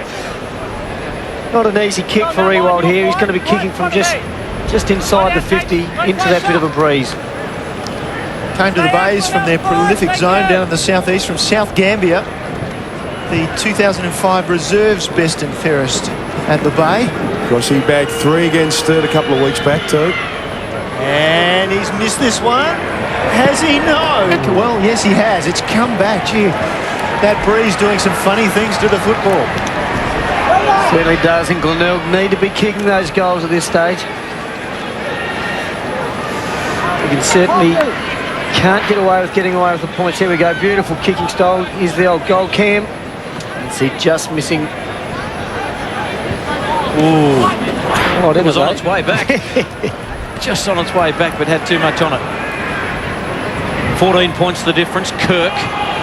Good tackling by Thompson. Kirk got one high in that exchange, but you wouldn't pay that as a free kick. He's the last man to get up. 20 minutes gone in the third term. I think Glenelg really need to get one more in this last quarter to give them a real chance going, in this third quarter going into the last quarter. Kane belts it long, but out into the bleachers. Out of bounds on the full. They need to find a way to kick a goal. And they just haven't been able to do apart from the goal to Josh Marnie. Mark Micken looks on. Starting to get a little bit worrying at this stage. They haven't been able to string any number of goals together. They've only booted 3 for the game. High ball. A couple of double blues went too early, and Turek Hansen just stood back and took the mark. Fed it back to Kane. Kane, we know, can kick long. Kicks high, hoping for a mark. Oh, someone's taken. I think it's Rudolph. In the middle of that pack. Oh, he was keen to go on too, Sam Rudolph. Wants to go into the pocket with a short kick and finds Marnie. Now, this is where Marnie, with his AFL experience, can do something. Let's have a look at the mark from Sammy Rudolph. Oh, nice grab. Got a bit of a leap there. Come in from the side, actually. So Whiteman. Marnie was a bit of a step ladder too there, I think. Now he's getting over ping at goals, though. I thought he had a step, and then he's got up from the bottom of the pack and ran off and then got this kick. What a wonderful shot of this we've got with Josh Marnie. He's got to use the breeze, and he brings it back. Intelligent from a player who will be very sad to miss when he retires from footy. He's given us some terrific moments, Josh Marnie, but they just get that little bit closer. Very much needed goal, as we said, late in this third quarter. Marnie hadn't had a heap of the football today, but a couple of very telling touches this quarter, kicking a couple of goals. Keeping Glenelg within striking range of Sturt. He's been a great player for the Power as well as Glenelg. When he goes back to Glenelg, he fits into the team well. He's just a great bloke. Yes, experience in the AFL with the Bulldogs, Collingwood, Port Adelaide, and he spent some time in Essendon in their reserves, and he's going to finish, it looks like, just a few games short of 100 in the AFL. Here's Crane breaking away. Got one. Did he get one high? No. Mules came at him. Still had possession, the Double Blues. High to full forward. Smith tries to get to the front. Feast fumbled. Cranston recovered. Moore tried to get it out. Was that high? Yes, it was. Sherwood will take the free kick. Sugars, and now he shares it wide for Kane. Lots of pace. Gum shuts him down. No, he doesn't. Kane gets around to centre wing. Great kick. Hinge should take it. No, he doesn't. Under pressure from Matner. Matner will take it towards the line. Scoops it up. Is tackled straight away. We'll get a ball. No, we'll get a throw in. 3 Crows players there featuring in that little exchange. Bit of waxing by the boys. Yes. When the ball came out of the centre there, it went towards McConnell and he just fumbled it. He looks out of touch today. Ruwalt in tight, surrounded by Double Blue Guernseys. talk about trying to get the ball forward for the Bays. You wonder, Rudolph has struggled since he's gone, and because of that, he had to go forward. Smith has gone to Feast, which has sort of robbed them of a target inside 50, the Bays. So we watch Sturt trying to take it down the ground. Weatherall buffeted over the line by Douglas. We get another ball in. Sturt have been lucky. Gregory is out of the side. They're full back for most of the year, but they have Mattner to come back in. So it's a bit breezy. Our crew, just be pretty chilly up there too. They've all wrapped up in the gear. It's a bit breezy at the Adelaide Oval today. Marnie's quick hands, and McConnell didn't even bend, just wanted to go off the ground. That's the sort of day he's having. Ruwalt says, I'm going to track the footy and try and get it out. McConnell doesn't get interested in it. Here comes Fisher. Fisher from 40. Could kick a goal. It wobbles, but brilliant play on the line. That was sensational football. I think it might have been Evans or Button. I think it was Button who did some grand work right on the line. Very poor kick by Fisher, though. He had time running into an open goal. Certainly should have done better than that. Only 3 goals in the quarter, so you wouldn't imagine there's any more than a minute or two left in the term. And Sturt get it out of defensive 50 wide, and coming across the back with the one hand was beautifully done by Kirkby. And now Kirkby will want to move it quick, and again he's just caught. Oh, we're looking at the replay. He's dropped it short to Cranston. Lovely mark by Kirkby. Now Cranston gets it off to McConnell. He's got a round Feast. No, he didn't. The veteran pulled him down. Now Sturt are away. O'Keefe, they're charging forward. He goes for Thompson.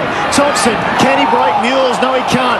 Ball's out though. Double Blues have still got it in a bit of space, have they? No, Smith fighting on. Gets one high played. Will stop. And Jeff Smith will take the free kick. Meanwhile, the Bays have got the ball all the way forward. It'll come back. Let's have a look at Simon Feast. Those old legs pumping hard. Just having a day not to remember, McConnell, at this stage. Feast has worked well. He's had a great year too, Feast. He's been a real catalyst for Sturt. The other thing about this is it's close. He could come on and do something. That's the thing. If they're within range, he could come on and do something. That's the thing he's got up his sleeve. Smith goes for Sherwood. Too much carry, but he had plenty of time. Now he comes to the grandstand side of the ground, puts it in front of Sugars. Crane tried to shut him down. Awkward kick to half forward. Marnie gathers well, looks inboard, shouldn't have hand passed it. Douglas was caught. Now Kirk, he was caught as well. Comes back, O'Keefe shared it with Nelson. Went wide for Sheedy. Sheedy around the corner. Contested mark coming up here. Sharples had the ball knocked away by Moore. Back inside forward, 50 for the Bays. Marnie, great vision. Oh, he just carried too far for Kirkby. Still it's in play though. Kirkby remembers a left footer, and he just couldn't stretch down for it. Walk came through, got the hand pass before he got nabbed, and now it's in open space again for the Double Blues. They get down towards Gum. Ball knocked away from him by the veteran Sherwood, and Sherwood taken over the line. Enterprising bit of play. Started to open up, didn't it? Has certainly opened up a bit this quarter. It's still tight and hard in there, but we are seeing a lot more open play. The Bays achieving to get the ball out a bit more, achieving that run that they've been trying to get for a while. Ruckman can't get the finger on it, but then Feast got it back. Thought he was held three-quarter time. And the Bays are within 7 points. They trailed at 14. It's tight enough. Mark Micken knows it. If we're good enough, we can win. I'm sure he's saying that. There's John Hinge. And three-quarter time in the elimination final. Sturt 5-7-37, Glenelg 4-6-30. How'd you see that third term, Chiggy? Well, Glenelg had a lot of the football there, and they did run it pretty well. I think they opened it up like they were trying to do, but again, probably didn't make the most of it. Had it got it inside their 50 quite a few times. Inside 50s now, Glenelg 25 to Sturt 24. So they certainly dominated that in that area, but still lacking a real good target up forward, I think. McConnell is looking very ordinary at this stage. He's the sort of player that can look fantastic or he can look terrible, and at this stage he's looking terrible. But as we mentioned in the call there, he could come on this last quarter and spark it and win the game for you. He's certainly worth persisting with at this stage, but he needs to get his work rate up. I think we're set for a great last quarter. Sturt certainly won't be giving up here. Whiteman's been fantastic, I think. Feast has worked hard, and he's been very good. We're set for a very good last quarter. Sturt's led all day, but the margins are creeping down. 21 points at quarter time, 14 at the half, and now at three-quarter time, the margin is 7 points in favour of the Double Blues. Here's Michael Maney to start the final quarter.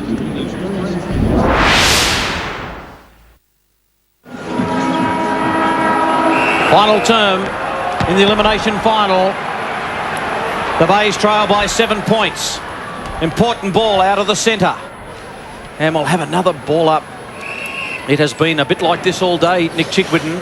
Plenty of stoppages. You imagine it's going to be very hot for this first 5 minutes.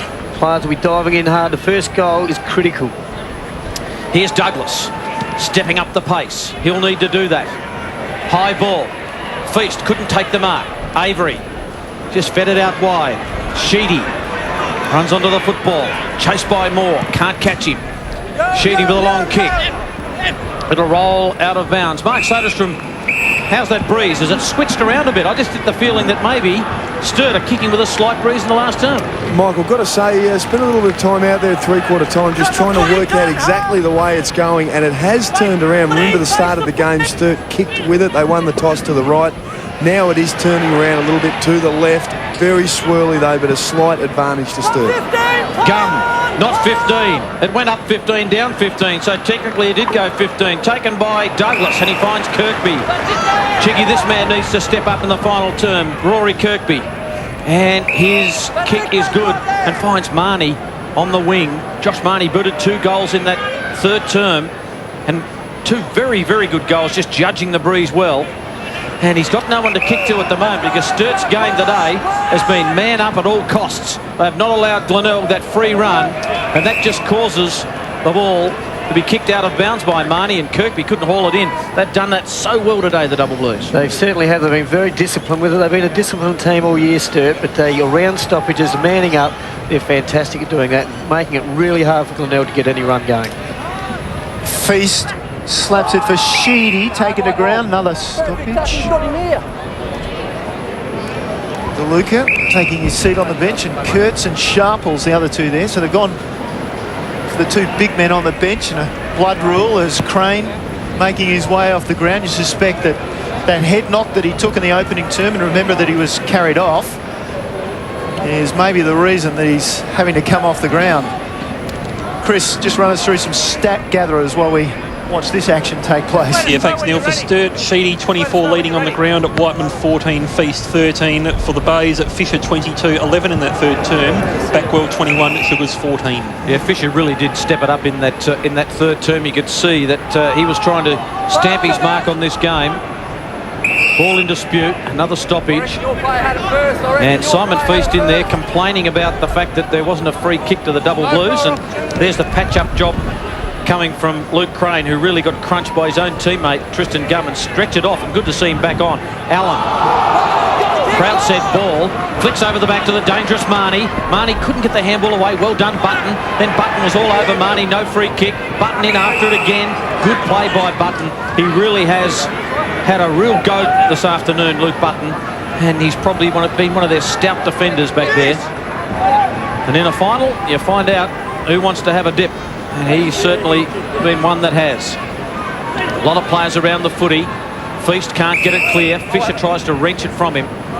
And another ball up, 3.5 minutes gone. No score in the final term. Double Blues by 7 points. Time not a factor at the moment. Plenty of time for Glenelg to make a run. Here's good play by Bentley, who got fed the handball. Bentley bounce. Goodness me. Wouldn't come back up for him. Good tackle by Allen. Advantage will pay. Goes to Hinge. Hinge goes to McConnell. Now McConnell's going to get a kick away here. And where will it go? It goes to a man, but he can't take the mark. Ruwald. Free kick will go to Walk, who copped it high in that exchange. And Nick Walk will get the free for the Double Blues. Sturt crowd seem pretty happy with that too, I think. I think umpire Colin Rouston has been harassed by the Sturt crowd this afternoon. He finally gave a free kick, and now Sturt's turned it over. Here's Ruwald. Could have gone over the top for Rudolph. Instead, he went along to the goal square. Here's Douglas, and he has missed. Geez, such anticipation then. It's bread and butter for Richie Douglas normally, those. It's pretty tricky out there with that breeze, I think. Glenelg getting it in their forward line once again, making it hard work though. It's the closest they've been for a long, long time. I think the closest they've been since about the 9 or 11 minute mark. So they've been pressing. Bentley should take the mark. Wanted to go on with play. Does so now. Has a runner on the wing. Peels the kick off nicely. McClay found some space, then kicked down the line. O'Keefe couldn't take it. Sherwood was the man with the punch. And a boundary throw in. 5 minutes gone in the elimination final. Mothballs, as they say. Nick Chigwidden, if you don't get over the line today. You'd imagine you'll see some desperate footy in this last quarter here. Going to be tight all quarter. Richie Douglas coming into the game now. No doubt about that. Allen, who's been solid all day. Cranston, Fisher, another possession for him. Down the line, Kirkby really starting to work hard up the ground, Rory Kirkby. This is his game. Get up the ground, get on the lead. And then when you get close enough to goal, kick them. And the short pass is marked by Rudolph. And a couple of Sturt players on the ground have run into each other. Not the first time that's happened today. Away goes Moore. He can't get around the Sheedy tackle. He just tried for a little bit too much. And the advantage rule is played as we have a quick look at this one. Sheedy with a great tackle. Double Blues move it into the centre square. Hurst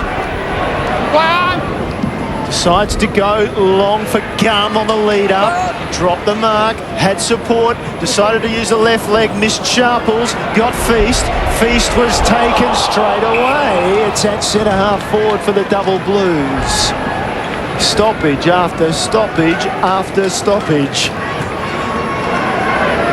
Feast, the third man up, coming across for the Bays. And nicely done by Gum, and behind play a free kick has been given against Walk. And it will go to Ruwalt. And it's not 25. And Ruwalt can come this side of the ground, short to Kane, and he's opted instead for a wobbly old kick and turned it over to Crane, who just couldn't take it out of bounds. Who's going to snap? And so does, as we look at Charlie Sharples walking the boundary. Down to you. You can confirm that the report earlier was Luke Crane for striking Backwell. There's a little scuffle and then apparently a little jab was spotted by Colin Rouston. Here's Rudolph, who's spotted the ball. McClay read it early, got in front of Sellers. Oh, they've got numbers on the far side running.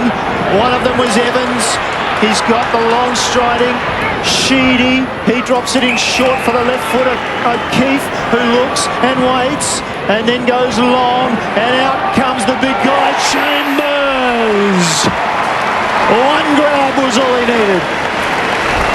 Great running play by Sturt there. It all started, I think, James Seller down the other end, got caught behind. Hasn't given much all day, James, and Sturt just ran it from their defence right down, leading hard. That's how Chambers loves it and does it so well, and has done all year. Well, Sugars tried to push back and put himself in front of Chambers. Surprising carry on the kick, as Mark Soderstrom suggested. There is the breeze favouring that end, and as Chiggy just said, James Seller has not offered much this afternoon, and he won't offer much from the bench. Chambers leans back and kicks a goal. Yeah, that certainly makes it hard for Glenelg in this low-scoring game. Again, we said earlier that he's going to be the main man to watch, Chambers. He's certainly done his job today, kicked 4 goals, leads beautifully. You can see, yes, Sugar's pushing back in there, which is a bit of a hard thing to do when you know Chambers is charging out like that. Beautiful, strong hands. And I think that's a good move. Seller off and Kirk going forward. The big man in Kirk can kick a goal and provide a target that Glenelg have lacked all day. Sturt's first mark in their attacking 50 since the first quarter. And what a time to take it. Brad Chambers has kicked 4-2-26. Sturt have kicked 5-7-37. It's a pretty good effort by the big boy, and he's done so well. Backwell down to Fisher. Bays need another goal, and they need it right now. Kirkby starting to get some feel of the football. Dishes off to Backwell. Backwell needs to find a target. Decides to kick it high. He's got a target. Rudolph's there. Douglas there. Rudolph off the ground to goal. All clear, says the umpire. And Sam Rudolph gets his second. And that's been a smart move by Micken to put him back there, because Smith, although Chambers has kicked 4, I think Smith's done a pretty good job. He only kicked 2 on him, hasn't he? Smith, I think, yeah. Glenelg getting the run, the quick movement, that's what they got to do. Sammy Rudolph just got his foot to that one, but it has been a good move by Micken, putting him up forward there. Big contest over the back. Rick McGowan won't be happy with that. You've always got to bring the footy forward. Sneaks over the back and allowing Glenelg just to tamper through for a goal. Tigers have trailed all afternoon. Important to remember, Sturt were run down in round 23 by North Adelaide. They'd led by 50 points, and North Adelaide managed to get up and win and claim the double chance. And don't forget, that's coming up later, that qualifying final between the Eagles and North Adelaide. Out of the middle, Matt along for Gum. No, it was through his hands now. Mules, steady, beautiful pass by the skipper. Fisher to McConnell, gave it up. Allen, now McConnell, dropped it short. Kirkby, oh, he looked like he was grabbed before he'd even run for the ball. And that looked like he dropped the ball. Did Bentley. It's inside 50 for the Bays. Button didn't like what he saw this side, so he went to the far side. Thompson's running for him. Hinge comes. Thompson will have to keep it tight. It squirts out and O'Keefe joins him. O'Keefe released the hand pass, had to, he was tackled. Whiteman was brilliant. Now they're working through the hands. Whiteman again. Gave it back to Thompson. Centre half forward was Gum. Gum looks around. Crane's loose inside 50. Crane can go over the top. He does. Goal coming up for the double Blues. Chambers gets his 5th of the afternoon, and it's starting to open up this game, Chiggy. It certainly is. Both teams running hard with the footy. Bit of a give-me one there for Chambers. Crane over the top there. Good run by Sturt again. Glenelg just a little bit loose. Tired players, though. They've been working hard at the bottom of the pack, both teams. Crane, smart little kick. Gave Chambers another goal. That's his 5th. Certainly been very handy up forward for the double Blues. What a comeback by Crane, you'd have to say. Out on a stretcher, and then had the presence of mind to chip it over the top and measure it to Chambers. He could have blazed away. 12 points the difference. 2 straight kicks. Glenelg were able to answer the Chambers goal a moment ago. McConnell starting to get some football. They'd be happy about that in the Bay camp. Kirkby also really has lifted his work rate. Backwell's had plenty of the football. Kirkby told to play on. Goes long. They need a mark. Kirk can't take it. Over the back. Rudolph. He's been the X factor. He kicks looking for Douglas. It might bounce through. It has bounced through for a goal. Sammy Rudolph's got 3. Whatever you can do, Brad Chambers. Sammy Rudolph. He's going to try at the other end. It's been such a tight game all day, and now it's turning into a bit of a shootout. It's a great game of footy here. Again, Kirk provided a target there. Sammy Rudolph just got it on the boot. Got a good bounce there too. It certainly helped. Got the off break there. A great move by Mark Micken putting Sammy Rudolph up forward. Glenelg need to get the next goal though. It's been going goal for goal at the moment. They need to get it to make the scores level.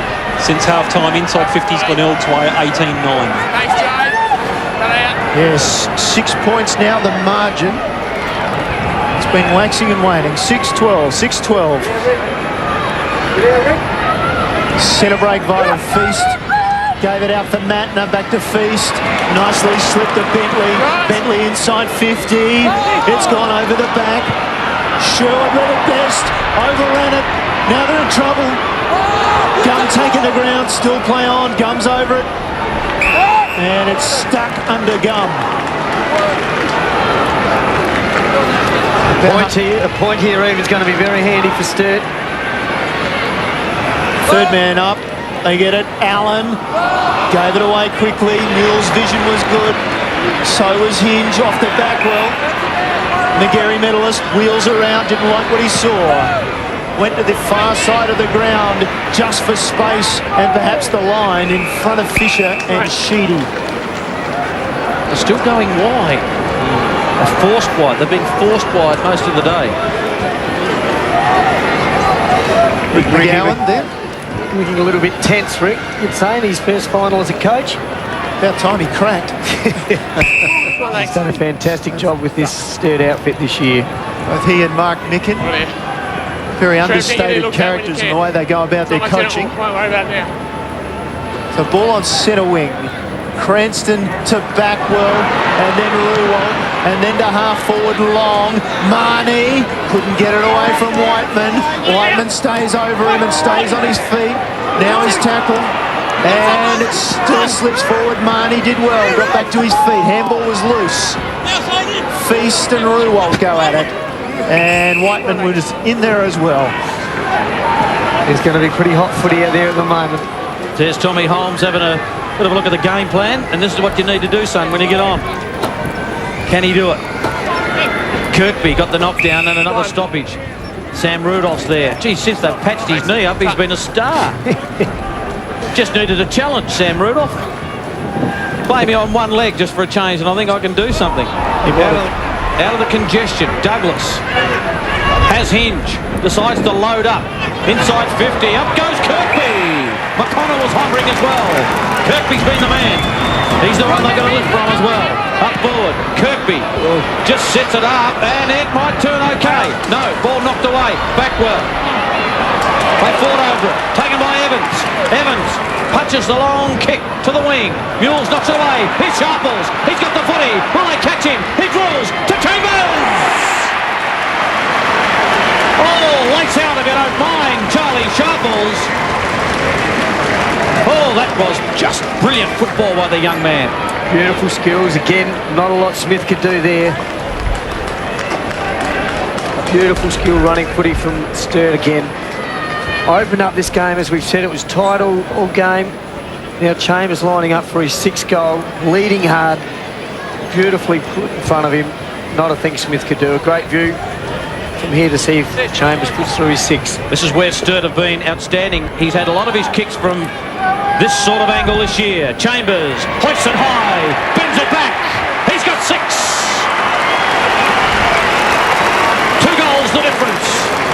And Brad Chambers has worded 3 in this final term. Again, here we see the ball moving through the midfield there. Good punch from Mills. Sharples though just out on his own. Plenty of time to balance.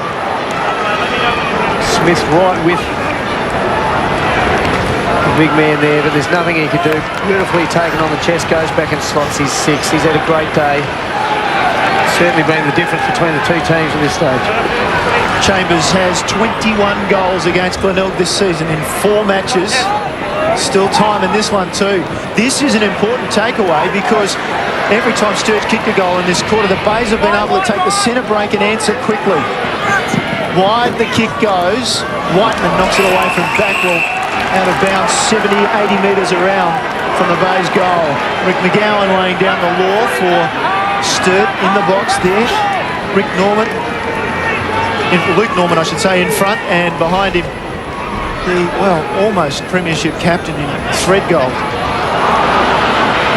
Here's Seller breaking forward, does well, heard the call from Backwell, was taken across the line by Nelson. Ben Nelson, the Sturt captain, and McGowan, I think, was saying, well, there was another stoppage and they weren't in the right place. I think he's saying, let me out there. I want to do something about it myself. Inside Glenelg's 50. DeLuca took a risk. Salah with a fresh air. Well done by Whiteman to the skipper. Nelson high to centre wing. Gum in front. And a brilliant mark. Brilliantly done by Mules, the skipper of the Bays.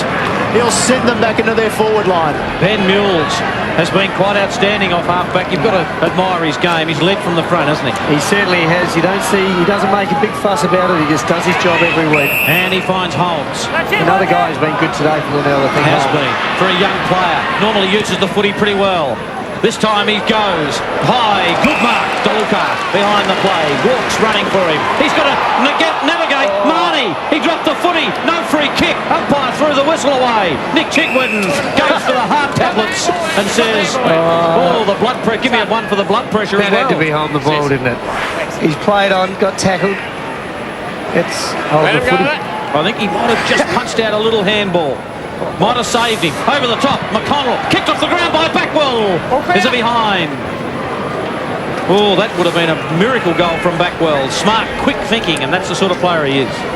Certainly is. He hasn't had his biggest day, I wouldn't have thought, Brett Backwell, but getting a couple of nice little touches now. So 10 kicks, 16 handballs, I suppose. Not a bad day from Brett, but we do have high expectations of him. Ball in, and again DeLuca takes a lovely mark. So they have a chance to settle the double blues. Approaching time on in the final term. He goes wide. O'Keefe hasn't seen much of the ball this afternoon. Come into it in the second half. He drops the ball short for Weatherall. a veteran of the 02 Premiership. Takes his time. And he's thinking about maybe milking some of the clock. Now he's forced to go short and dangerously so. O'Keefe, the man who gave it to him. Now Nelson. And now Big DeLuca pulls the kick. And unsuccessfully gets it to Kirkby. The runner was Mules. Mules is tackled by Button. Just released it in time. You reckon the Bay fans would have been happy with a free kick for holding the ball then? Here's Smith. He backs up. Takes his time. Now he's in trouble. He's in big trouble. And he just gets the hand pass away. Holmes to Smith. Goes down the line. Walker opposed to the experienced Moore, who does his own roving and is stopped dead in his tracks, and so was Douglas. The double blues crowd in, well done by Nelson. Shielded the ball, Matner. Found some space for the hand pass to Walker, now Weatherall. Leading back is Chambers, and then he comes forward and Weatherall puts it in front of him. Chambers looks around, waits. Gum, backing from here, he's a class player, and he lets me down. Bad kick by Tristan Gum, well done by Hinge. Knocked the ball away. Tigers should get out of trouble here. Oh, I'll tell you what, Jeff Smith was on the treadmill there. He had Chambers was out on his own, and the ball's gone out of bounds. And is it out of bounds deliberately? No. Crane wanted deliberate. Let's have a look. Fisher the man, and that might be deliberate every day of the week. Dick Chick Witness, the way you look at me, you think guilty look on your face. A pushing infringement, and it'll go to Kirk in the ruck. And I tell you what, Simon Feaster's not happy about it, but Jeff Smith just a moment ago, he'd had enough. Yeah, he certainly had a tough day on Chambers, especially in this last quarter. He's stepped up, Chambers, and I think Smithy's taking some deep breaths there. Sucking them in, as they say. Long kick to the line is out of bounds on the full. Free kick will be taken by Button.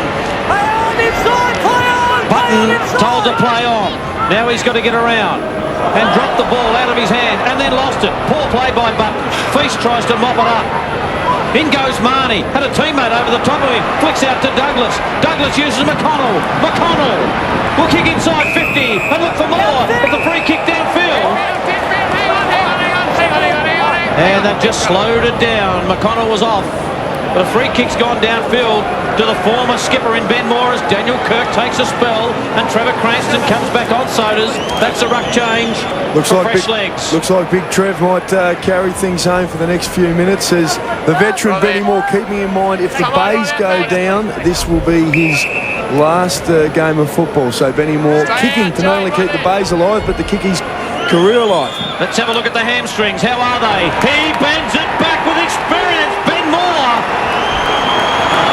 And they are as close as they've ever been in this game. 5 points the difference as the former skipper may be playing his last game. Let's have a look at this at the top of frame. Wonderful Shepherd, and then cop one. And that's the free kick downfield, Chiggy. That was certainly there. Ricky McGowan wouldn't be happy with that. Probably not a lot in it, but they've been hot on those all day, the umpires. Benny Moore, I thought it might be right on his distance, those tired old legs, but he certainly came home for the Tigers there. Feast in the ruck for Sturt, opposed to Cranston. Simon Feast, 199th game between AFL and SANFL football, as the Bays just make a quick change down there and out of the middle, Ruwalt. Nelson almost overran it, he did. Douglas, oh, a fresh air from Douglas. Whiteman was desperate. They're throwing themselves in. Ruwalt was pulled down below the knee by Matner, according to the umpire. Ruwalt can go short for McConnell. McConnell, it may not be your day, but it may be your moment. And he thumps it long. And Whiteman takes it in the square. It might be Whiteman's day. He's certainly been good, Whiteman. He's been strong all day. That could be his most important mark for the day, just about. Nelson wide for O'Keefe. Nudge Sherwood. Umpire said illegal. Sherwood. He comes inboard and then thinks no. Goes by the left foot, and you can tell it's not his preferred foot. Now it goes past him. Weatherall to try and boot it off the ground, he missed. Fisher released a hand pass centre field. Kane with pace. They're still a long way from goal. McConnell's not. He's loose inside 50. He couldn't take it. And it might be his moment yet. No! Not through for the minor score. Justin McConnell. Let's have a look at his last kick. And it ended up. That was a great mark. Deep in defence there. But if I was Sturt, I'd be manning up on McConnell. He's the sort of guy that could get a late kick and kick the goal for them. He's had a couple of late touches here. Oh, he's looking every bit like it, Justin McConnell, at the moment. You're dead right, Jiggy. They need to man him up. Nelson pulls it back into the corridor. Dangerous kick. Hinges there. Plenty of numbers for the Bays. Here's Kirkby. Kirkby got the kick away. Chance of a mark here. Up they go. No one can take it. Fisher. Handball on. Douglas to Moore. Moore runs into the open goal. Bays are in front. The Bays are in front for the first time in this game, and it's taken them till the 25-minute mark of the final term. Ben Moore's second. Micken on the phone. Stephen Rowe having plenty to say. Let's have a look at this, Chiggy. Well, Kirkby has stood up in this last quarter. We said he was going to have to be for the Glenelg to have a chance. Richie Douglas, another one, he's done it. Benny Moore, his second goal. Could be a big game for Benny Moore. As Soda said, he's going to retire as soon as the Bays are out of this finals race. And he wants to last another week. It's going to be very hot now. There can't be that much time. We see McConnell drifting back as that loose man in defence now. Now it's Sturt that desperately needs to clear the ball from the middle. Backwell was pulled away by Evans. Now O'Keefe. O'Keefe goes for Gum. Inside 50. Gum. He can't think there's much time on the clock. He's got a kick with the breeze and started out to the right. We'll get a great angle on this one. Tristan Gum starts at Fowler to right. Still a chance for a mark, and Feaster's got it! Another veteran! Can he pull off a miracle escape for the Double Blues? Because 30 seconds ago you would have backed the Tigers. It's a big feisty there, just too strong. Again, Kirkby just couldn't get his fist to it. The big man, important kick for Sturt here. Two-time best and fairest winner, veteran of the 2002 Premiership. He's missed from 20 metres. God, how much more drama can this game have? Margin, 1 point. This is Mark Micken's reaction in the coaching box after the last goal. Remember, if it's a draw, we've got extra time. There are no draws in finals football except for the grand final. What's this business about extra time? We haven't heard of it for a long time. We haven't had to do it. Short kick. Spots up Fisher. Time ticking away. 27 and a half minutes gone. Nick Chigwiggen goes for something a bit stronger than the headache tablets. Oh, God, it's going to be tight here. Can't waste the time. Jiggy, no player in the back half for Glenelg there. Fisher high. Smith couldn't take the mark. What a lot of players around this football. Close to the line. Douglas taken there. A chance to set up. A boundary throw in. 28 minutes gone. Scratch of the head. Who'd be a coach? Oh, goodness me. Ricky McGowan. Oh, they are loving it though, you'd think. Boundary throw in. Next score wins, you'd think. Cranston with the tackle. Mules steps through the traffic. Got the kick away. Here's Holmes. Siren! That's a draw! Over the point. Glenelg by a point. Glenelg by a point. They win. The Bays have won a game where they were never in front till the 25-minute mark of the final term. Ricky McGowan would be a shattered man. Sturt did it so well for most of the day. They've done it so well for most of the season. And they are Crane, we see sitting on the ground there. There we go, Neil. There's the score. Glenelg 8-9-57 to Sturt 8-8-56. And the Bays win yet another elimination final. 6 wins and 2 losses as a club. And Chiggy, I'll remind you again, you'll take great delight in this, that every time they win an elimination final, they get through to a grand final. Well, they certainly showed a bit of heart there today coming back. We see Simon Feast. He'll be a disappointed man. Not an easy kick, that last kick, though, under so much pressure. But he would be disappointed. Been a big, strong effort by both clubs here today. What a fantastic game of football. Double Blues are out for season 2007. The Bays advance. The qualifying final is coming up between the Eagles and North Adelaide.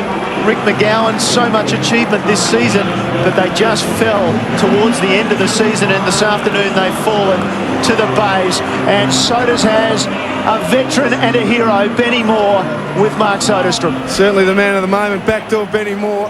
What about that? You were obviously staring the end of your career there with that set shot, the first one. What was going through the head? Mate, it's a bit of a breeze out here, so I was just hitting that right post and praying that she swung in, so just lucky, mate, I think. Well, you placed it very nicely with those little legs, and then again, just to follow it up, that was just a fairy tale. Right spot at the right time, so yeah, another lucky one. But I'm good, we got those 2 goals for the boys and got us up by a point, so it's sensational. It was a funny game, Benny, because very tight early with the conditions, but even with you mentioned the wind and that, but boy, it really opened up into a cracker in that last quarter. Yeah, look, Sturt are a great side, and it was just pressure the whole day. Couldn't break tackles, just everything was just like under pressure. So it's just a great win by the boys under those circumstances. Well, Benny, it was first time since '99, of course, the finals were straight sets. You were over in Richmond at the time, but the boys, there'll be no trouble about keeping a lid on this. Oh, look, no, we're still got hopefully a little way to go yet, so we'll keep a lid on it, and we'll look at North and Eagles and see who we've got next week. Well, mate, the journey continues. The boots, you can keep them in the bag. We'll see you next week. You've got another game to go. Thank God. Thanks. So we look through the match highlights, and what a match it was, Jiggy. The last time they played an elimination final, Glenelg, was in 1988. They won by 59 points over the Double Blues. It was just a little closer this afternoon. Can't get much closer than 1 point. And we see Chambers, some highlights of him here today. He was fantastic all day. But Sturt played well all day. A good move by Micken throwing Rudolph up forward. Certainly hurt his knee against Chambers in that, I think it was the second quarter, and then went forward when he came back on, and he was very damaging up forward, finishing off with 3 goals. Well, they led by 21 points at quarter time, the Double Blues, and seemingly had things in control early in the second term. And the Bays began to hit back. It was a long, slow grind. You see Chambers, who started this afternoon, and Chambers, who finishes the season with 112 goals. He's had a fantastic year. He's certainly not many forwards kick 100 goals in the year, and he's been the main catalyst, I think, of Sturt having a great year. But again, Simon Feast was good for them again today. Missed the last goal. Crane got absolutely barrelled early with that clash of heads. Showed a lot of character and courage to come back on, and was a good player for them. Probably did take a bit of heat out of him, though. There's no doubt that hit the heads. Bit of a lucky bounce there from Sammy Rudolph. There's no doubt the Bays continued to work hard, but had a couple of moments of luck there, and I think they certainly did have a good run with the umpire, especially early. Now, Charlie Sharples, in just his second game of league footy, beautiful lace-out pass for Chambers, and at this stage it looked like Sturt were going to do enough. Chambers is the 700-plus goal kicker in the past 20 years. 4 of those teams with a 100-goal kicker went on to win the premiership. Not Grant Chambers and Sturt. Benny Moore. And there it is. And the Bays held on, didn't they? A fantastic elimination final this afternoon. And there's the celebration. Give me more. Mark Micken very happy with that result.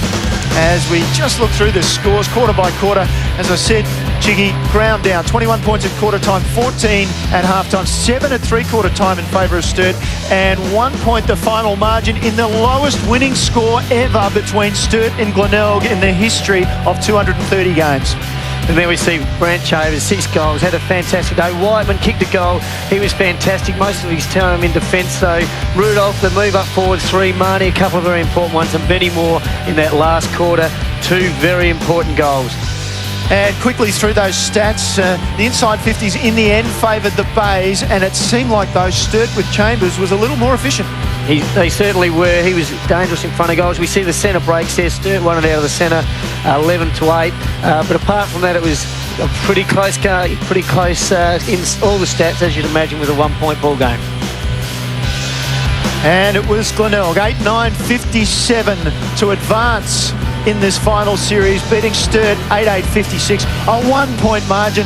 What a game, the elimination final. Let's look forward to what's coming up. North Adelaide and the Eagles in the qualifying